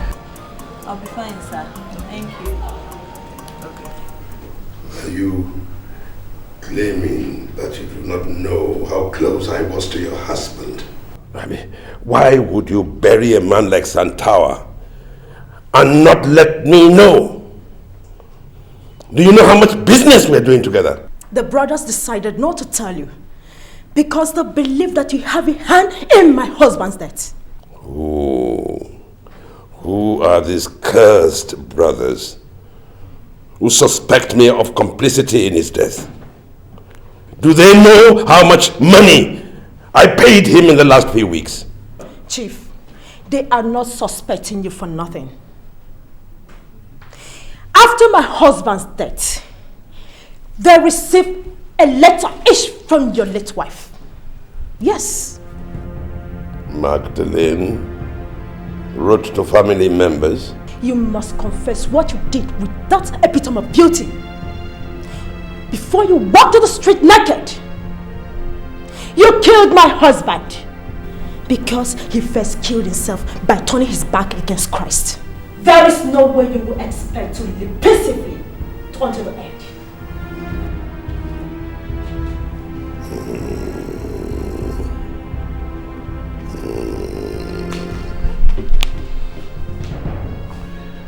There is only one reason, just one, that my hands are not plain black and blue on your face. Now you better be careful, otherwise I'll deal with you. Chief Ibanugo, you can do nothing. You should first survive what is coming your way before you start thinking of who to do with. He that is in me is greater than he that is in the world. No weapon fashioned against me will ever succeed. Men like you led my husband into Satanism. You made him abandon his primary call as an evangelist, and he went into the occult. I pray in the name of Jesus, no weapon fashioned against you ever succeed in Jesus' name. Holy Ghost fire! Holy Ghost fire! Holy Ghost fire! Rekeseli banana, mayekali mama, rekeseli banana, rekeseli mama. I bind you in the name of Jesus. I bind you, hide the feet in Jesus' mighty name. Holy Ghost fire! Holy Ghost fire! Rekeseli mama, destroy in the name of Jesus. No weapon formed against me will ever succeed in the mighty name of Jesus.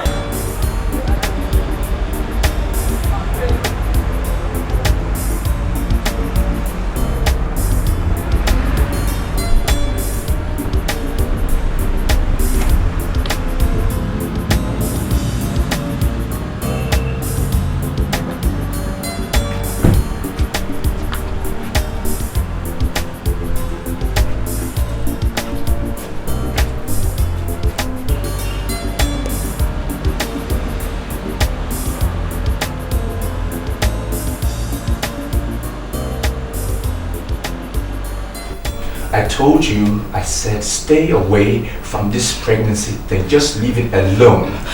I only wanted to get the truth. What truth do you want to know?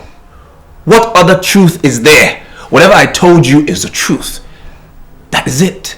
Tonya and I, we're in love. She's pregnant for me, and that is it. Period. We're going to get married soon. You're not her pregnant. She's pregnant with her brother, not for you, and she will never get married to you over my dead body.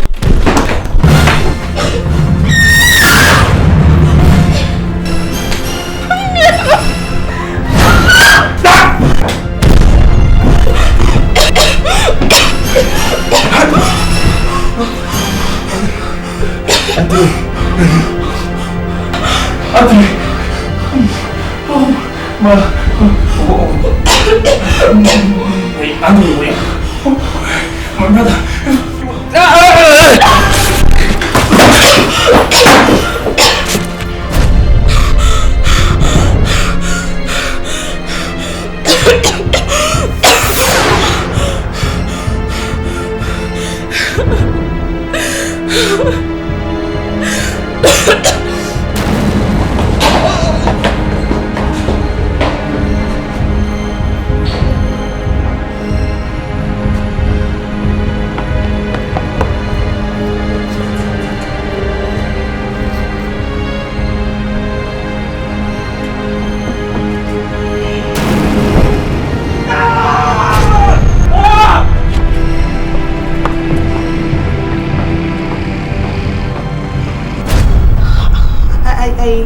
I didn't want to tell you about the pregnancy because I didn't know how you were going to feel about it. Then I told my friend and she went ahead to tell your brother. Ferdinand came here and told me to accept that he is responsible for the pregnancy so he can marry me. Listen to me, Tonya. I love you very much. And I know you love me too. I am not here to discuss Ferdinand. I am here to discuss the baby. Tell my father that the child must be named Onochie. He came to replace me. Let nobody give him a foreign name. I don't understand you. Why are you talking like this? Why? There is a difference between appearance and reality. Anthony, don't do this to me. We should be talking about our wedding. Why are you sounding so mysterious? My dear, everything is mystery. But the avarice of men is beyond all mysteries. Ferdinand, my brother, my own brother, he promised me that he will never lead me astray. But that's exactly what he did. Ferdinand led me astray.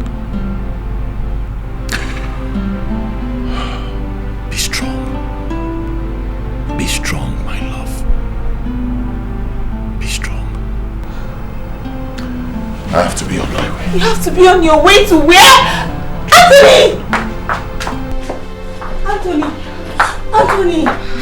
Anthony, why are you doing this to me? Why? You're not encouraging me with your courage and everything. Anthony, if there's anything wrong, you can talk to me. You know you can tell me anything. Please. Some things are better not said. Do what I already told you. I will see you when I see you.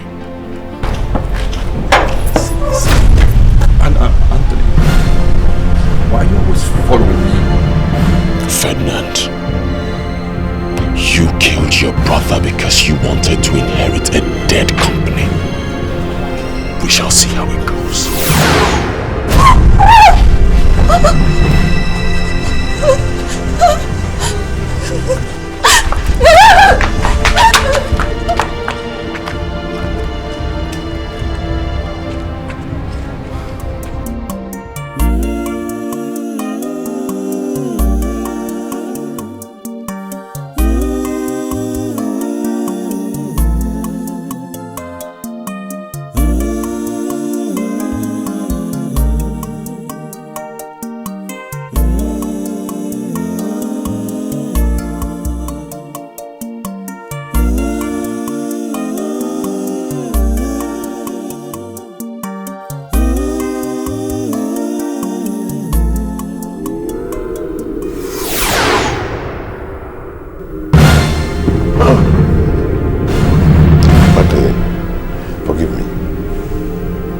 Please, forgive me. It was not my idea.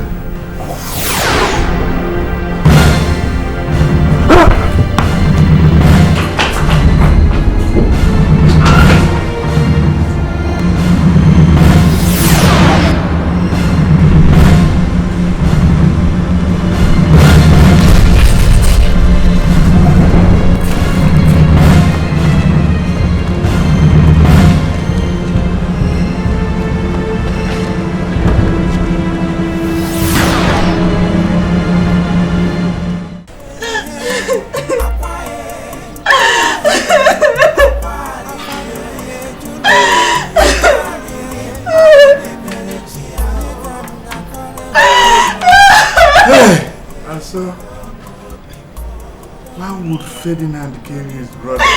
Why? Huh? Hey, I told him he was going to destroy himself. Huh? Why did he kill my son? Huh?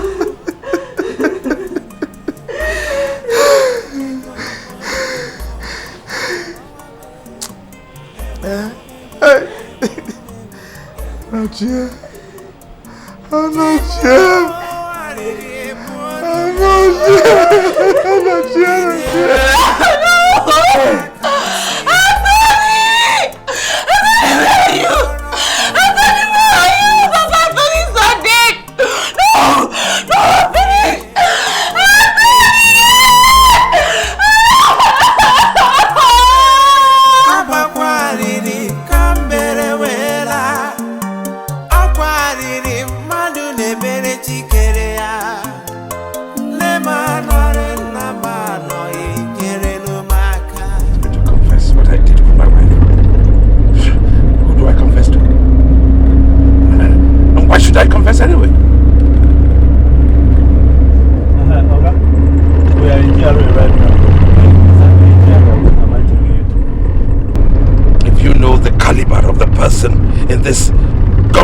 Taxi, then you will shut your smelly mouth. Sorry, sir. And drive. I'm sorry, sir. Drive me to Studio Bar, and that is on Studio Avenue.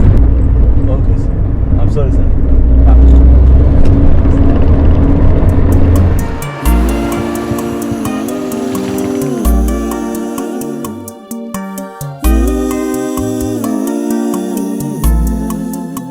I don't know what you want. I'm no longer comfortable with your presence. Well, I'm going to be here till you tell me what is going on. What is going on where? Look, why are you doing everything possible to link me to your ritual? Why? Because you are linked to the ritual. Your husband was the head of the ritual ceremony that I was a part of. He was the head. And now if you tell me he's not available, you solve this problem for me. I'm not leaving here. Look, we have a police post down the street. And all the houses in this neighborhood are linked to the station. If I press the emergency button, they'll be here in less than 4 minutes. Are you ready or should I press the button? I am not leaving. Let them be here in 2 minutes. I have enough money to bribe each and every one of them, so let them come. I'm ready. My problem is your husband put me in this mess that I find myself in, and I need to solve this problem. How on earth do you want me to solve the problem for Christ's sake? If you claim that he's dead, you solve the problem. Solve it! What do you mean? I don't care! I don't care! Anthony, what are you doing here? Why do you keep following me, man? I thought I pleaded with you the other day. I thought you'd forgiven me already. What's happening? You keep following me everywhere. Look, this one. I'm even here. I'm trying to talk to the guy's wife. I'm trying to get that guy to blow the thing again. Maybe you can come out of the grave and then join me again. Stop following me, man. I'm working on this. I'm trying to solve the problem.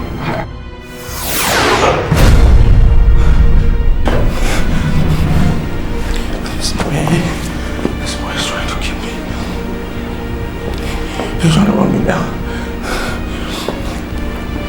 I shall never sit down in your house anymore because I can see you are not a competent in-law. You are responsible for the death of my sister. And I come to warn you that as long as you refuse to own up your abominable deeds, you shall continue to live in fears. You will know no peace all the rest of your life. Now come back here.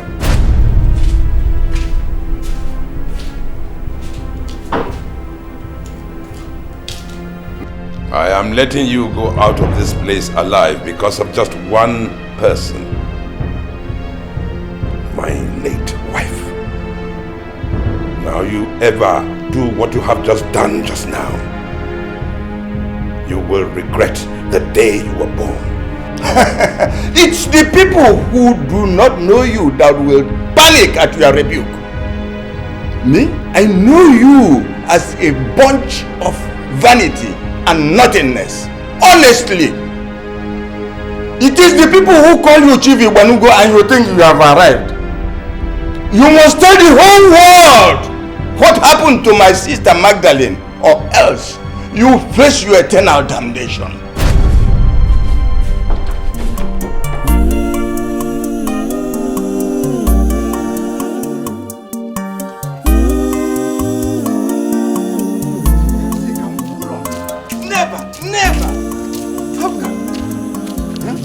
Nonsense.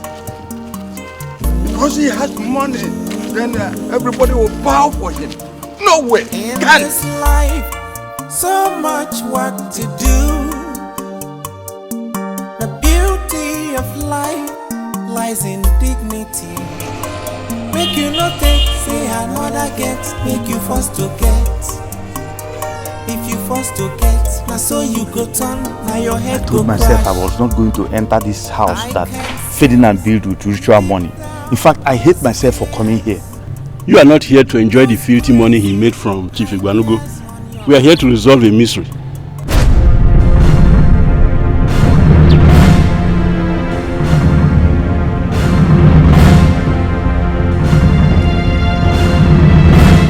Is that not Anthony, my son? He's alive.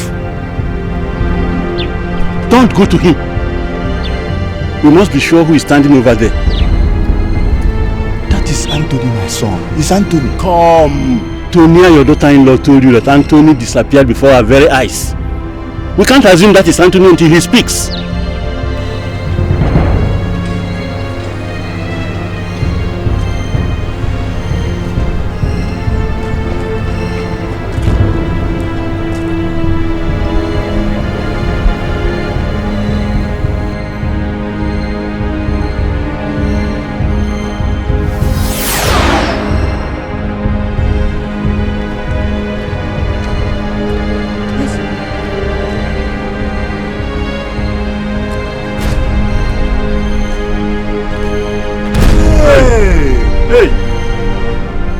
Hey! See what has become of you. I told you that when this thing you are planning gets matured, you are going to be the one that will be destroyed. Look at now. Look at the situation you find yourself. To tell you the truth, I don't even regret what has happened to you. I don't regret it. It's okay. Huh? Look at let us go. Let's go. Let's go.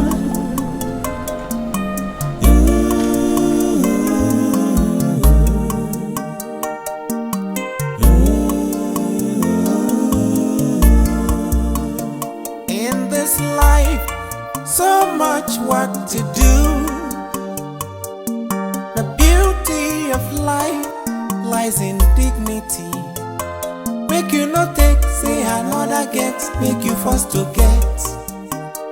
If you first to get, now so you go turn, now your head go crash. I can sense deep down those fears, those crazy ideas on your mind.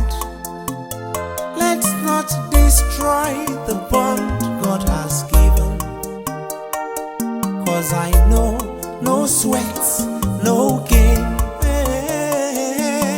Akwa